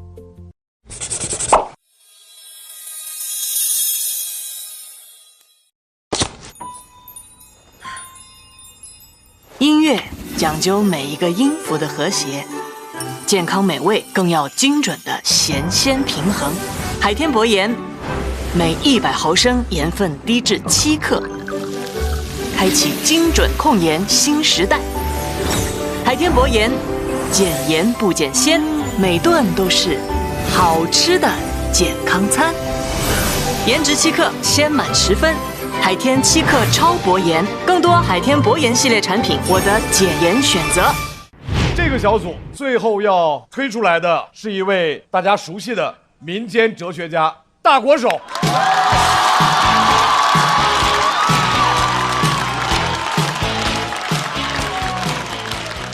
大家好，我是大国手。好，谢谢。之前我一直都很穷，但很快乐。我有一个庇护所，我之前经常待在一个文化空间，那里会举办读书会、观影会、音乐会。第一次去，我觉得好高级呀，里面全是独立写作人、独立电影人、独立音乐人。后来才知道，独立就是没工作。30个人凑不出5险1金，顶多只能凑够1险。你看到我们就会，我天，好危险！没有5险1金，但有300个借口。写作人天天跟我聊他写的书，我问豆瓣为啥搜不到，他说艺术家从不出版。等会儿我发 Word 给你。认识了他们，我才知道音乐人为什么喜欢留长发，因为真的剪不起。根据头发长度，你就可以判断他穷多久了。到肩膀应该是穷1年了，到腰应该是准备卖了。以前觉得忧郁是一种气质，后来发现忧郁是一种气味。这个我懂。长发男真的很难靠近，因为一靠近就有那味儿了。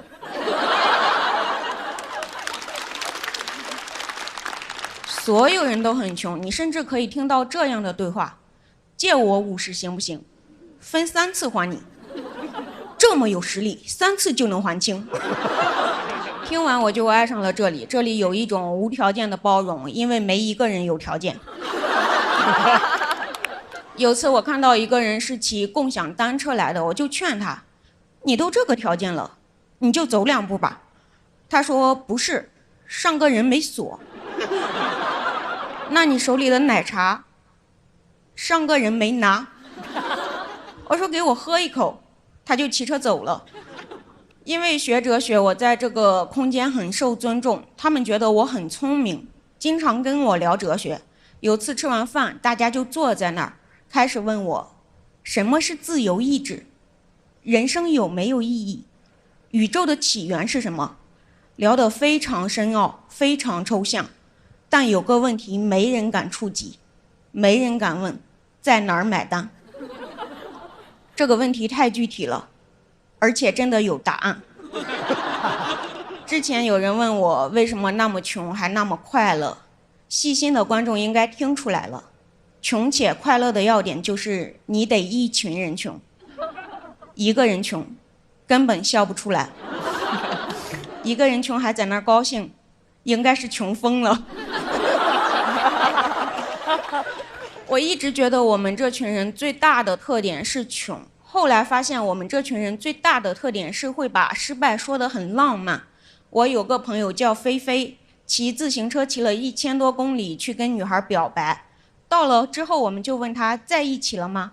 他说在一起了，他跟别人在一起了，跟高中同学，他前一天坐飞机来的。其实菲菲开始也不叫菲菲，我们就是觉得人缺什么就应该补什么，就给他改名了。菲菲还自我欺骗说结果不重要，这个过程我也用双脚一步一步丈量了这片土地。我不想拆穿他，就说对啊，你爱的根本不是那个女孩，就是这片土地。我们都觉得菲菲运气不好，后来她去支教又跟女孩表白，女孩前一天也跟高中同学在一起了。很神奇，菲菲一表白就会刷新一个高中同学。后来她学聪明了，找没上过高中的，别人还是拒绝了她，他就很难过，问我是不是因为我太穷了。我嘴巴上说当然不是，你很优秀。我心想赶紧洗洗头吧，不然穷只会是你最小的缺点。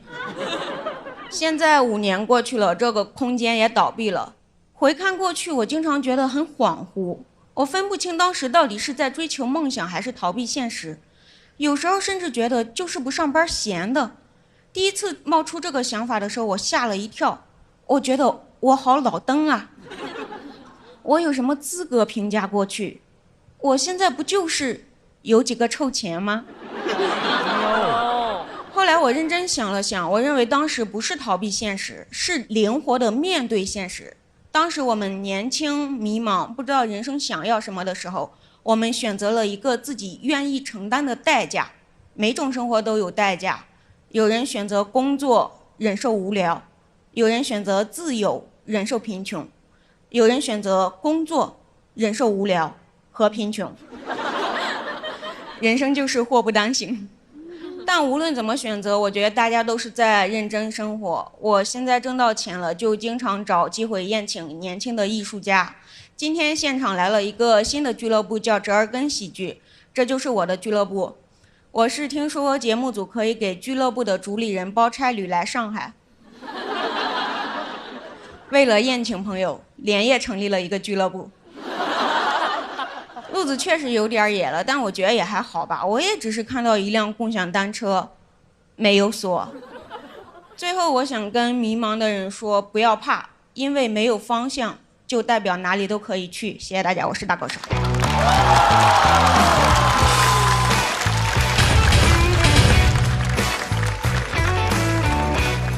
投票倒计时。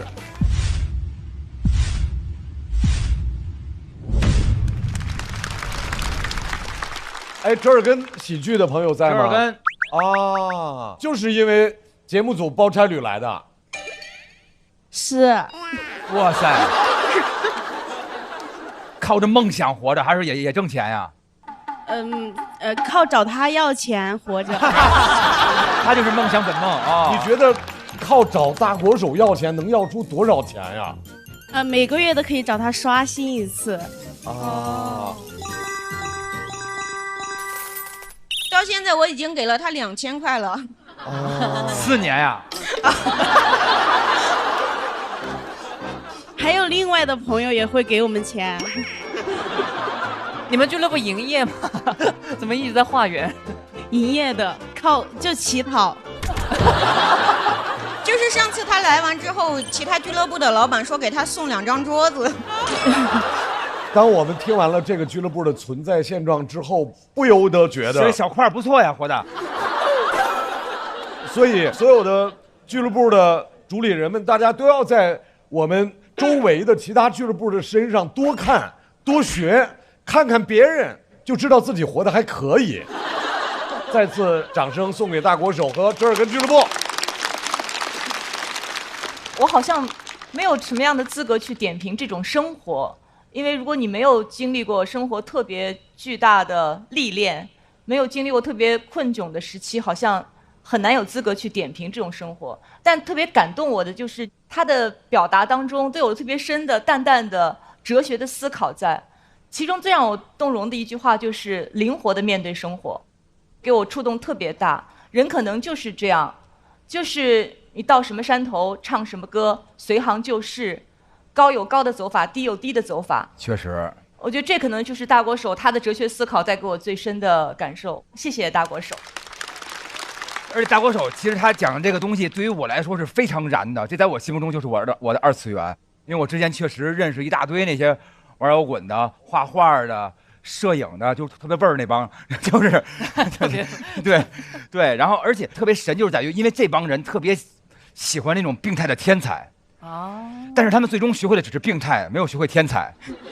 对，就是很遗憾的点就在这儿，因为大家都以为病态天才是因为他因为病态很容易嘛。对，关键这天才你没有啊，你就学了个病态啊。但是他能无怨无悔的病态这件事非常值得肯定。其实我听大国手好几回脱口秀，都让我燃起来那种感觉。对，我也是非常的共情，尤其是那一句就是迷茫的时候，那就证明你哪都可以去，哪都可以去试。我在18岁自己想要来到大城市，我也试过，就是去卖手机，然后发传单，然后包括那种就是有的那个品牌他会开那个馆，然后他会请那种一天可能100块钱或80块钱，你在那帮他站着看，不要乱掉，帮他摆回去那种东西。那一下我其实是非常迷茫的，但是那一下我就觉得这句话感觉是说给当时18岁的我听的一样，就是你迷茫，那就证明你可以去多试试，你试完之后，也许你就可以找到适合的那个，这是很重要的。所以我就觉得特别的鼓舞我，以及那下让我觉得哦，有人在支持你。虽然隔了那么多年，我才听到支持我的那一句“加油”和“你是对的”这句话，所以非常感谢大国手。一般都有2种故事嘛，一种是苦尽甘来的故事，但苦尽甘来其实也会给读者一点负担的，就觉得哎呀，那要怎么努力才可以甘来呢？但是苦中作乐又是另一种更治愈的故事，所以大国手一直在讲这种故事，所以非常棒。谢谢。大国手手里面没有一盏灯，但是我要很认真的告诉你，上次你的魔旅讲的是自由，这次你的文化空间讲的是生存。如果我有灯，我一定会给。谢谢大国手。我们来看一下，请3位回到台上，我们也请手累的3位来到台上。你别看，我来看，看不看都要看，我念给你听。行，没事的。我们来看一下，在大国手表演结束之后，他得到的票数以及他们这支小队得到的票数，请看。别看，162。这支小队得到的总票数是554票。我们再次祝贺第3仙手累成功。恭喜，太厉害了，手累成功。因为我理解他，确实听到他播客之后，他平时就是把生活放在第一位的一个人。但是比赛毕竟是一个很短时间创作的东西，你如果临时创作，他就会觉得很赶，对吧？对，开他玩笑，就是天天在那熬夜补裤裆的那种感觉。我说你早早补裤裆呀，你非得裤裆那么大了，所有人都觉得难看了，你才开始补，天天补，补的我都心酸，我都想给他戴个那个老花镜让他补。来吧，第3仙的3位朋友，你们已经面对过3个小队了，接下来你们要面对的是第4个小队，请在有缘箱里面抽出你们下一组要面对的朋友。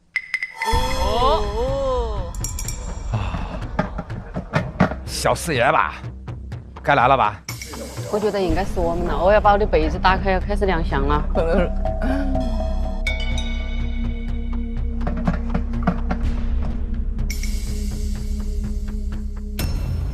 杨鑫、大刀、四爷、小四爷。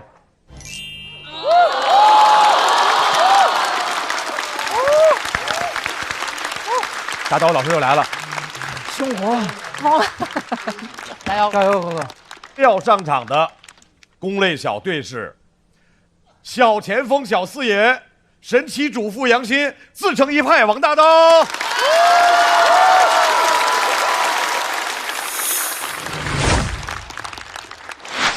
3位是如何走到一起的呢？我们争取过来的。欣姐说：“你喜欢谁，我们就去抢谁。我们有一个候选人的名单，小四爷就位列其中。”熊本代表小四爷，我们要站起来欢迎吗？过来，你过来。这里面最喜欢小四爷的幽默，是真的，我帮他证明，来嘛。我们昨天是压着演的，他压不压我们知道，我心里想，我可拼尽了全力啊。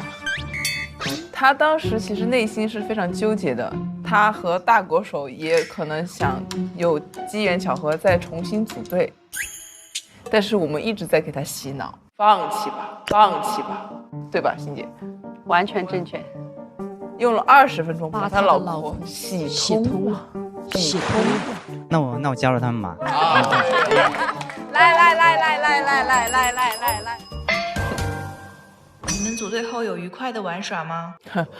根本没有。永远记得那一天晚上，他说：“你需要改稿吗？”我说：“我需要。”他说：“好，等我回来。”我等到凌晨2点，他说他走不开了，7结束了，可是大狗又突然来了。我心里面想，大狗就是比我重要。后来到了凌晨3点，他又说你还在吗？要不我明天回来帮你赶。可是明天我也有自己的事情啊，我是一个有工作的女人，我有通告啊。不是啊，那确实是，确实是这样，因为那天没有你这篇问题很小呀，你但凡有空帮我多调调表演，多帮我加2梗。没教你吗？那模特行走，你不听呀？来，先垫脚尖，左脚垫脚尖，左脚垫脚尖，然后走，哇塞，然后右腿这样。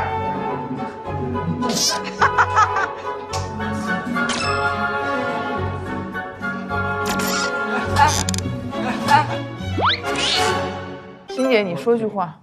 我每次看到他们2个对话的时候，都是第2天早上了。对，欣姐睡得特别早。她每次在群里面凌晨1、2点你们帮我看看这段有什么问题。欣姐反正早就睡死了。对，我们是实力和潜力都非常强劲，前途一片光明的3人小组。你同意吗？我同意啊。那我也同意，帷幕才刚刚拉开，等着瞧吧。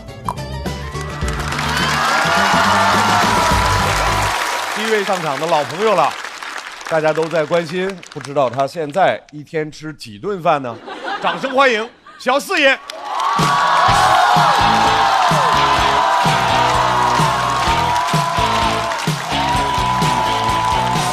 谢谢，感谢各位，感谢。今天主要是想跟大家聊聊身材管理，哦个什么呀？哦什么呀？就感觉不是很可信啊。就是前段时间下了节目之后，总是跟演员一起聚餐吃饭，短短3个月我就胖了20多斤，这就是穷人炸温饱的后果。最烦的是当时身上还不咋胖，都胖在脸上了。别人是梨形身材、苹果型身材，我是锤子身材。当时你要是看我的脸，就感觉我把吃的东西都含在嘴里，也不往下咽。拍 vlog， 粉丝说话可伤人了。我当时正在做饭，有人说我像围裙妈妈，还有粉丝说再胖就取关了。哎，你敢信吗？我有颜粉。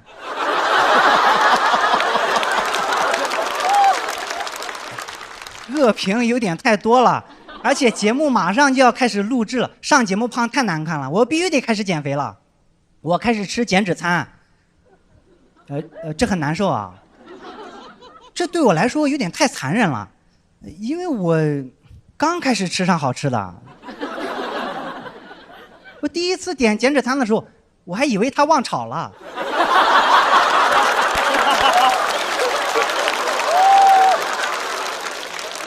为了瘦得快，我天天吃，但真是一点味儿都没有。天天吃我真受不了，我要求也不高，有味儿就行。有一次馊了，我吃的可香了。而且分量太少了，根本吃不饱。有一次分量少了，我直接给了个差评。我说减脂餐分量太少，根本吃不饱，越吃越瘦。结果商家把我的差评置顶了。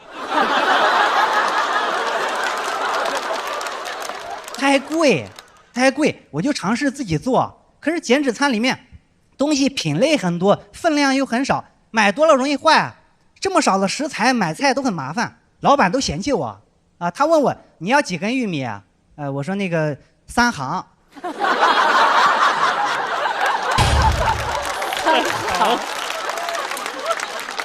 老板白了我一眼说：“你知道做减脂餐不仅要减量，还要减盐吗？还好我有海天博盐生抽，盐分下降，但鲜度爆表。你带1瓶走吧。”啊，我说好。那玉米我要1行就行，海天博盐生抽拿2瓶。吃不饱已经很惨了，为了瘦得快，我还得运动。我还买了健身房的私教课。我没有脱离群众啊。其实是赶鸭子上架，不得不买了。我本来是想买一节体验课，然后学几招自己练，结果在店里被学员认出来了。教练看到学员跟我合影，他就以为我是那种有钱买课的大明星，拉着我买课。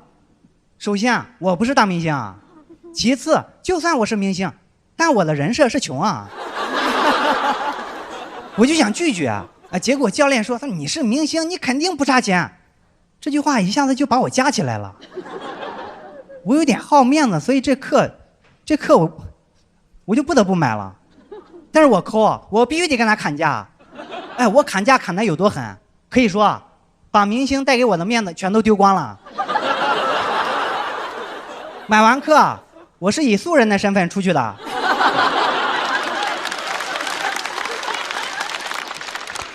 我开始健身，健身真的太苦了。教练安排的强度对我来说太大了。有一次健身完，我直接去卫生间吐了，很后悔啊！早知道吃的东西都能吐出来，我就吃火锅了。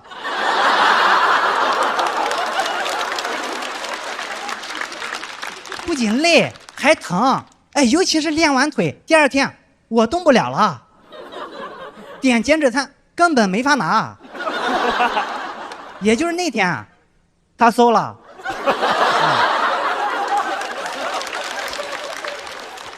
朋友们，我说累那是真累啊，因为我吃过苦。我是农村人，从小帮我爸干了不少农活，但我依然感觉健身很累，跟种地一样累。甚至有时候健着健着，我感觉自己就是在种地。因为教练还教了我一个健身动作，叫农夫行走。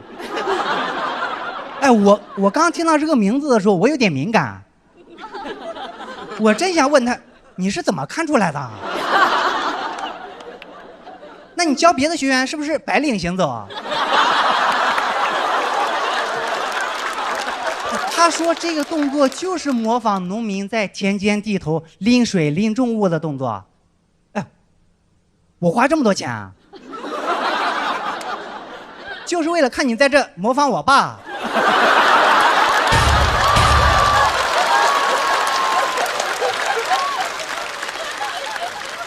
他还给我示范，两边各拿一个哑铃往前走，我一看就不标准。他没把裤脚挽起来。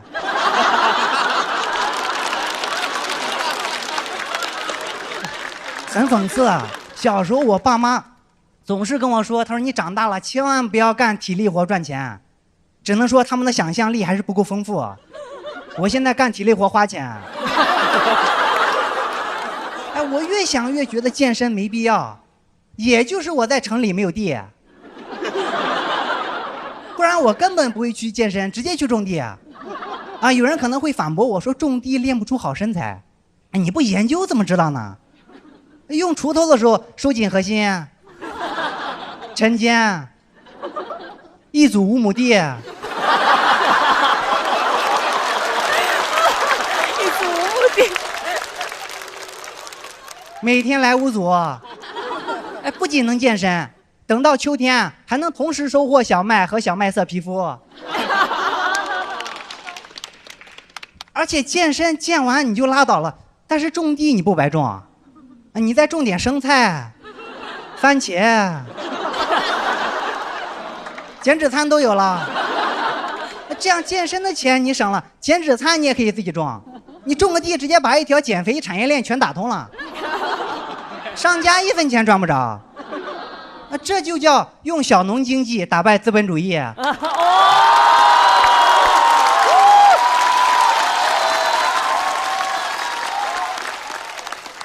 不过有一天健身完躺在床上，我突然感觉现在的自己很陌生。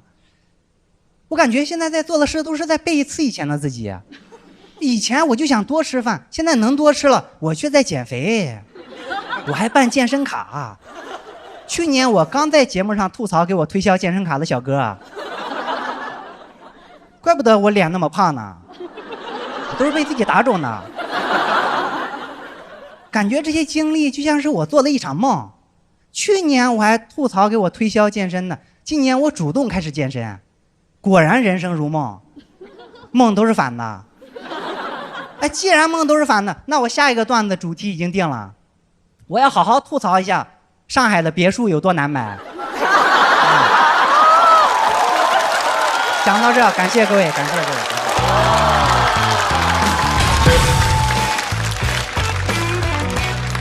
来，投票倒计时。来，再次掌声送给小四爷。太惊讶了，回来了啊！人间9大奇迹，小四爷花钱了，你人设崩塌。当你说你办了私人教练卡，我们都惊了。对呀，都多少钱啊？当时说出来，你的什么感觉啊？其实我最开始不知道价格，啊，他最开始跟我说你是明星，你肯定不差钱，我就那个不好意思拒绝了。然后我是看完价格我才决定跟他讲价的。你讲价这点没说，能说什么？他以为我很火，然后我想跟他讲价，我说我今年刚上节目，但是在教练听来，就是我刚上节目的意思，可能就是我就想要这种当红小生啊，我可能就小四爷就是天才，在我心目中，我就感觉小四爷总能眼睛看到那些非常神奇的地方，对吧？就是你说那个天赋跟天才这个区别就在于，好像那天赋就大家一块瞄准一个都能看见的这个靶子。你能比别人先打到，但是小四爷能看见的是别人根本看不见，也不知道那还有一靶子，他居然往那儿打。对，而且小四爷这一点太厉害了，很厉害。他随便任何一件事情，他都可以挖得非常深，然后把底都挖出来。所以是你的所有的素材都是源源不断吗？你看到什么想到什么就立马可以变成你的素材吗？素材是有很多，但是也不是每一个都能写好，因为每个素材其实它的潜力也是有限的嘛。对，有些素材可能你挖的再深，也只能像一个勺子那么深啊。是木勺吗？对。还是那个看舌头那勺子，压舌板。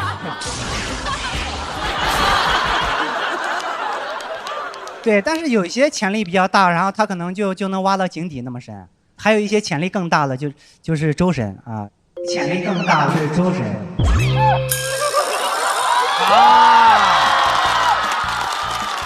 果然是这一年变化太大了，我学坏了，我跟你说，学坏一出的，你背叛了队伍，变化太大了。上一场第一次跟你见面聊天，我感觉你要冲过来打我。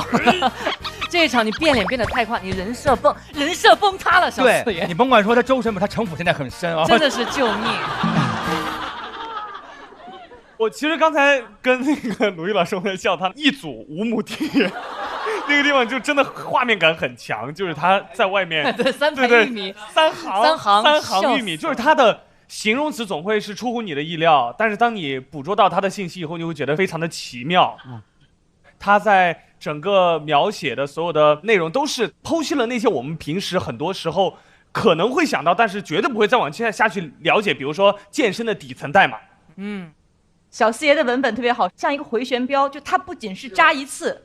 他扎完之后，他一定会再回来，所以他每讲一个细节，你可以100%的肯定还会再用到。所以玉米呀，什么种5亩地呀，包括他讲整个减脂餐的过程，然后最后你就知道他最后不仅讲减脂餐，不仅讲减肥，他一定得有一个点。最后那句话我刚才还记下来了，就是用小农经济打败资本主义。我觉得那个就是特别精妙的一笔，因为过去差不多1年的时间，我有时候会刷他小红书。你能眼见这个人的脸的确是日渐圆润啊！面包超人，哇，好吧啊！面包超人，越来越可爱了。小四爷很懂得怎么从自己的喜剧人格出发来创作，因为减脂餐和减肥是一个非常多人谈过的话题，但他还是有新的视角，所以很厉害。谢谢。我还特别佩服小四爷一点，就他每次就说完一个梗之后，他特别有那个信心和那个安全感去停顿，让观众去反应，等着大家。但这个好厉害，就是比如唱歌，我是一个觉得前奏长了我都觉得尴尬的人，就前奏长我觉得前奏长你握手去呀，大家好，哎，大家好。所以我就特别佩服小四爷他的这个沉稳的那个安全感，我觉得特别好，特别好。谢谢。来，我们再来看一下，在小四爷的表演结束之后，我们笑笑团给的是满票。现场观众投票之后，小四爷得到的总票数是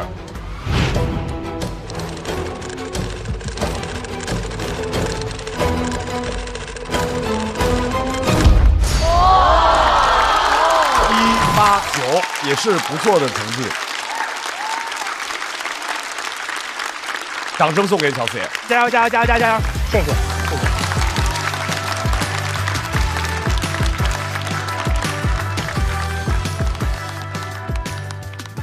段子里面他经常会讲一些自己穷门抠门的事情，但其实我觉得他在生活中，起码在改稿这件事上，我觉得他是一个非常不吝啬的人。他就是一个很好的人呀，就好到我有点没见过这么好的人，你知道吧？这里到这里很硬啊。对啊，我现在就觉得太硬了。对，这个前提完全歪掉了。你的前提你也没凸出来。四爷，我觉得我现场讲应该会挺凉的。不会啊，因为你第一句就破了呀。因为我俩本身关系就很好，虽然鲜为人知啊。我俩甚至还有一天晚上躺在床上聊到了5点。他生活中也特别的可爱，有时候我夸他，我不知道你说的真的假的，这种东亚小孩是这样的，收到一些夸赞他就羞愧，太厉害了，笑死我了，我喜欢这个。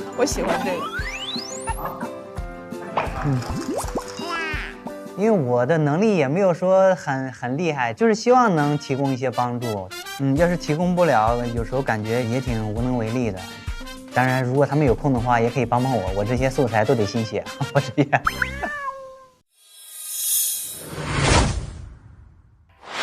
掌声欢迎神奇主妇杨欣。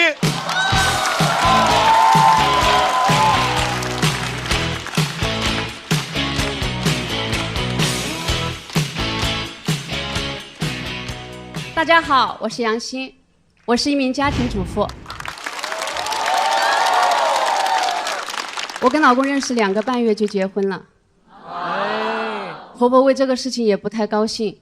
我最开始还想这会不会关系不好相处，但后来我婆婆过来照顾我月子，我是总结出来了，婆媳关系它没有市面上说的这么复杂，你只要相互不说真话，相处就会很融洽。但前提是不能有我这样的老公，因为他说话特别的直。我跟他是先领完证，然后回家见的家长。第一次见到我婆婆，他就说他头疼。我问我老公，你妈妈是不是身体哪里不舒服呀？他说没有，他就是单纯的不喜欢你。我以为他在跟我开玩笑，我说不对哟，阿姨有说他具体的是头疼，我们要不要去跟他买点药？他说真不用，他是看见你就头疼。我当时想给他把嘴巴缝起来。有一天我们正在吃饭，我老公突然间对他妈妈说，妈妈，我能不能给您提个意见，您以后跟别人说话的时候可不可以稍微委婉一点？就一个儿子跟母亲说话过于客气的语气，我只在电视里听到过，但人家的称呼是母后。可我婆婆却突然间炸了，她说我说别人什么了？我说别人什么了啊？我老公说算了妈妈，只当我没说。我婆婆说不行，你说呀你说呀。我当时心里也在想，你说呀，我也想听。她说算了妈妈，当着别人的面我不好说的。我婆婆反应也快，她说我说杨欣什么了？我说杨欣什么了？她说您今天早上给杨欣端早餐的时候说吃吧，吃了以后好骂死我。婆婆说天哪，这也叫说别人坏话呀？她说妈妈，最开始您不承认，给您点穿了之后，您又说这不叫坏话，这就没法扯了。我当时心里想，好尴尬。如果我的孩子这样跟我说，我是没办法应对了。但是我的婆婆，她给我展示了一条新的思路，她直接把桌子一拍，简直是娶了媳妇忘了娘。我心里在想，你们刚刚就这个话题吵得好好的，你把我扯进来干什么？我老公也不甘示弱，直接把碗往地上一摔，受不了了。婆婆说天哪，你居然给老子吃脑子。他说我没有称，他称了的。他肯定是情绪激动搞忘了，我在旁边听得非常清楚。然后他就开始痛哭，我婆婆这下就慌了，她说儿子你别哭，你才做完近视眼手术，你这样哭你眼睛会瞎的。我老公不理他，他说你别哭。他这样一吼，把我孩子给吼醒来了。他说妈妈给你跪下好不好？我老公看见了之后说妈妈我求求你们不要闹了，行不行？我给您跪下。他们就开始对跪。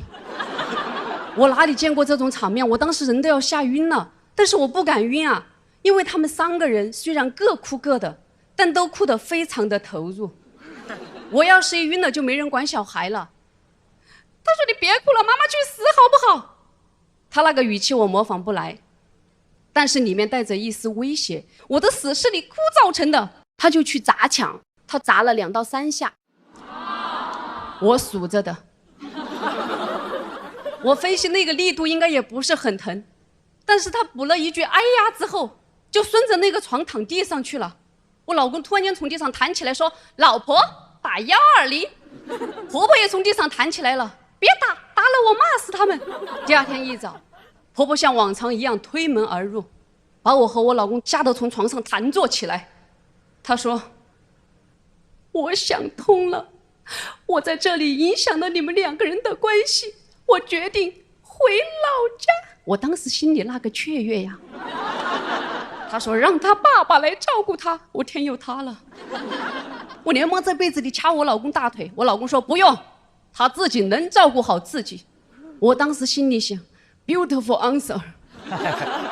婆婆回去之后，我把孩子绑在腰间拖地都非常的开心，但是没开心到几天，他们又打电话过来闹，主题仍然是娶了媳妇忘了娘。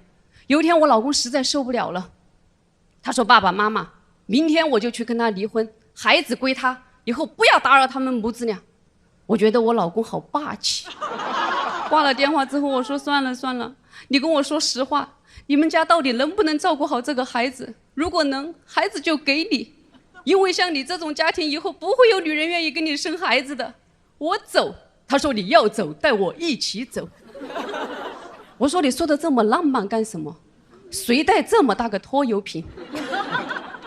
他说这样，从今往后我父母给你打电话，你就不要再接了。我有种被保护的感觉。我说那你呢？他说我也不接。我们一直坚持到过年才回去。回去之后，这个事情在我心里都有阴影了。我害怕到他妈妈给我盛的饭我都不敢吃，我偷偷的跟我老公换掉。我想你把你儿子吃坏，你总要把解药拿出来吧。晚上睡觉我也不敢，我说我好害怕。他说不会的，他们只是窝里横。我说现在不就在你窝里吗？他说你放心，他们不敢对外人怎样。我说啊，我还是外人呐。第2天就得回我们家了，他妈妈又开始不高兴，又哭了，还是说他娶了媳妇忘了娘。我心里想，这么多亲戚怎么收场啊？我没想到我老公这么老实的性格，他当着一屋子亲戚人的面对他爸爸妈妈说，爸爸妈妈，这是我第一次也是最后一次跟你们说这样的话。从小你们就喜欢搞我，虽然我知道你们是错的，但是我都忍了，因为我是你们的儿子。结婚之后你们还是搞我，我也忍了，因为我是你们的儿子。但是现在你们要搞他就不行，因为他是我老婆。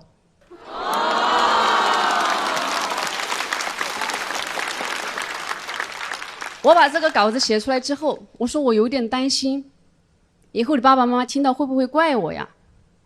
他说你自己看看，这从头到尾有没有哪一个字是在胡编乱造？我当时心里想，好大一个不孝子。But I like。 谢谢大家，我是杨希。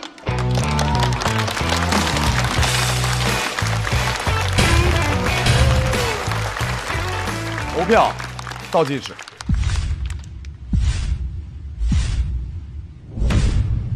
来，再次掌声送给杨欣，谢谢。我的确最后犹豫了一下，我说说我为什么拍灯，还有为什么犹豫。犹豫的原因是，那种感觉很奇妙，特别像你误入到一个人家，碰到这家人在吵架，我走又走不开，躲又躲不了，就很尴尬的目睹全程，因为它很真实。其实杨欣在整场他的文本和表演难度是很高的，全程是用对话，而且是3个人对话来推进。他中间很多时候像是一个旁观者、第三者在解说的一个身份，像串场一样的，所以是有难度的。那口气最后没有释放出来，但最后我为什么要拍？因为第一它有难度，第二我认为它有意义。为什么有意义？托斯托耶夫斯基说的有一句话我印象非常深，他说我们在讲真理的时候是需要幽默、讽刺和嘲讽，因为我们需要把真理的这个苦药丸让它变得甜蜜一点。此处真理可以变成生活的真相。我特别愿意鼓励这样的尝试，因为这是杨欣的生活。你不能够允许一个人只能够讲最完美的、最所谓先进的、最符合我们当下那种爽文的故事在这儿被讲述。我觉得杨欣很勇敢，他做这个尝试，而且很有难度。你的内容很有画面感。对，小刚老师看着特别投入。对，好喜欢。因为就是生活里面的各种各样的琐碎嘛。对，就是有家庭的人，包括我们。就是我们周围有各种各样的朋友，大家也都会日常生活当中都会议论，什么样的家庭都有，相处方式都有，所以欣欣这段特别有画面感，自己讲完之后感觉怎么样？我其实早就把这些东西消化了，那应该是我没有传递清楚，家里不像这么凄惨的。我当时跟别人讲的时候，别人都在笑，我的闺蜜听我讲这个事情的时候，差点把锅都烧穿了。我就想把这个快乐带到现场来，但一定是我自己讲变形了。我也认同鲁豫老师刚才说的，就杨欣姐这个身份一上来说自己家庭主妇，其实是比较难于创作的，因为现在大家都在有一种更向往的生活形态，所以当你诉说自己的困难的时候，有时候会让别人想，那如果是你自己选择的，为什么又要跟我们抱怨呢？但我想每一种就是演员只要呈现自己的生活，这个声音就是应该被允许存在的，不然我们和欺负他的人又有什么区别呢？我也看过一个电影吧，它是我的喜剧女神缇娜费主演的，它讲的是一个女战地记者的真实经历。然后他们就发现当地的村民取水是很困难的，就只能由当地打扮非常保守的女性，到好几公里以外的井里去打一家人的生活用水回来。他们就为了帮助这些女性，所以在村子里面就打了一口井，然后很快这口井就被炸毁了。而且他们发现是由这些女性自己炸毁的，他们就不明白这是为什么。然后后来这个女战地记者采访就发现，当地女性在统治下是没有自由社交的权利的，所以去几公里外打水是他们社交的唯一机会。所以有时候当我们不理解别人的选择的时候，可能因为他们的生活里还有更大的苦衷，只是我们没有看到。谢谢，谢谢袅袅。也谢谢杨欣给我们带来的这段生活经历的分享。来，我们来看一下杨欣的表演结束之后，她得到的票数情况。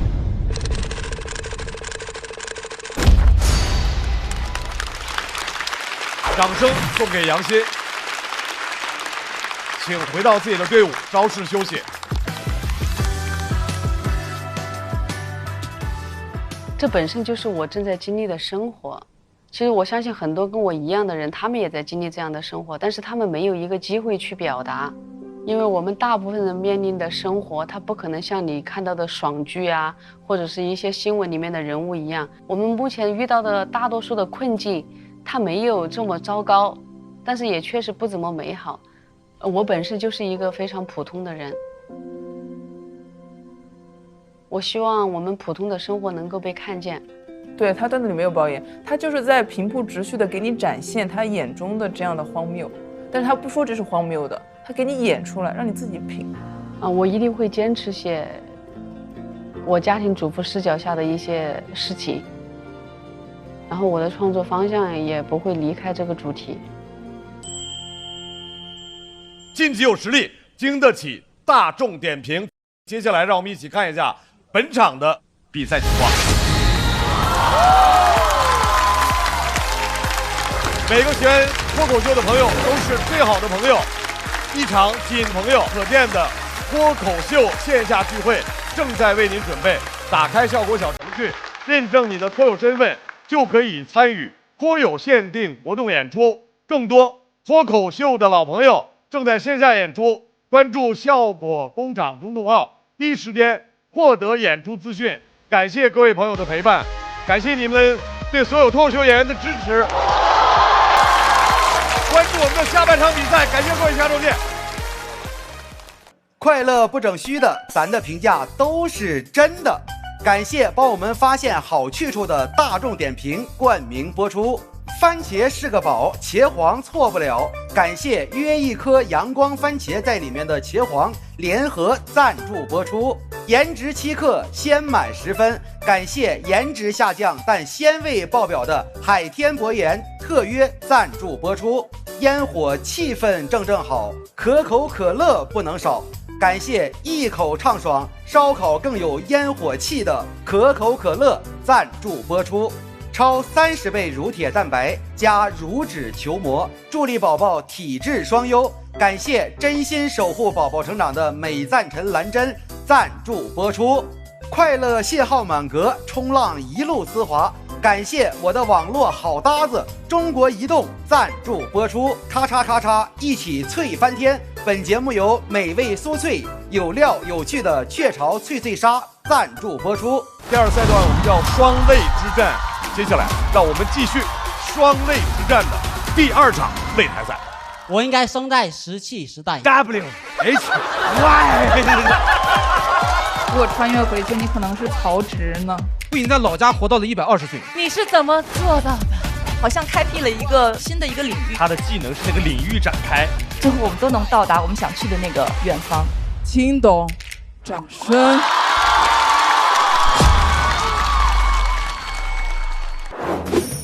啊，先看看这照片，想让大家认不认识？他们说我等比例长大了，哎，这咋不都不挡上点呢？这啊，还有一个更狠的，你看这个。这是谁？猜猜这是谁？猜猜这是谁？赶紧这块多表现一下子吧。我再涮一下锅。瑞瑞，你到处撩人，怎么有意见呢？哎，长得那么老实，没有单间，没有单间，咱俩拆开吧。都知道上树了。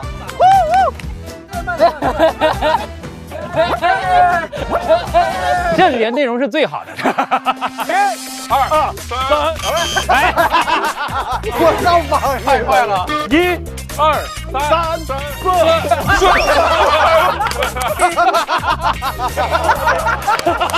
今年咋选的人这是？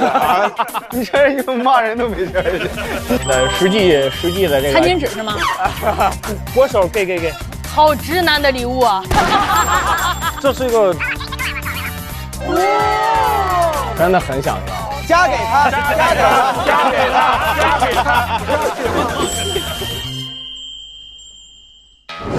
今天活动的主题是3个托人1排戏。我是北方人，南方人。诗玉在秦岭上住着呢，太年轻了。你爱说话，姐你可以说话。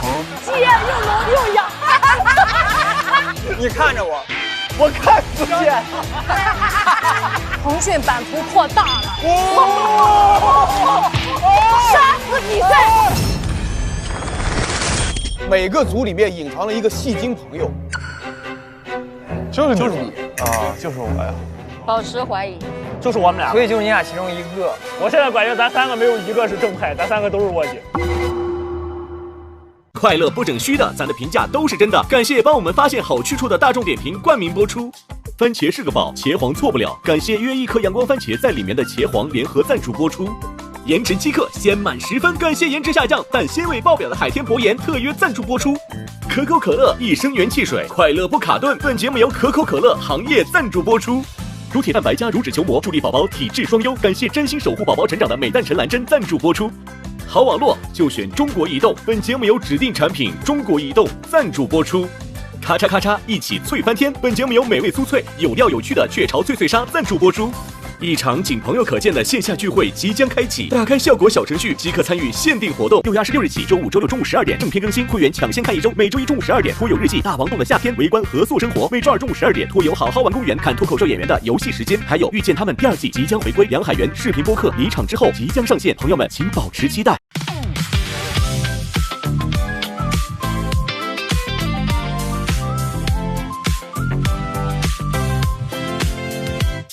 又带着冷笑话出现，幸好只有我懂你的笑点，不用解释，一个眼神到位，不用装完美，做自己才最宝贵。哦，拜托拜托，暂时忘掉一切，想记住你嘴角上扬瞬间，不用想明天，明天还很遥远，不知不觉要和你聊到凌晨3点。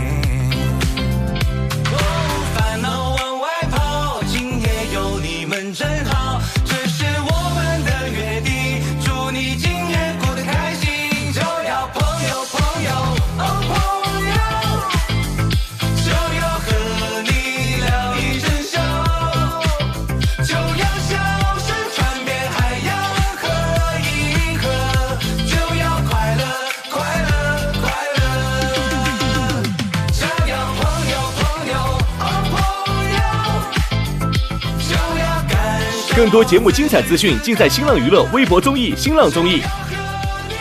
感谢立地城传媒、天气通、新浪新闻、腾讯娱乐、GQ 对本节目的大力支持。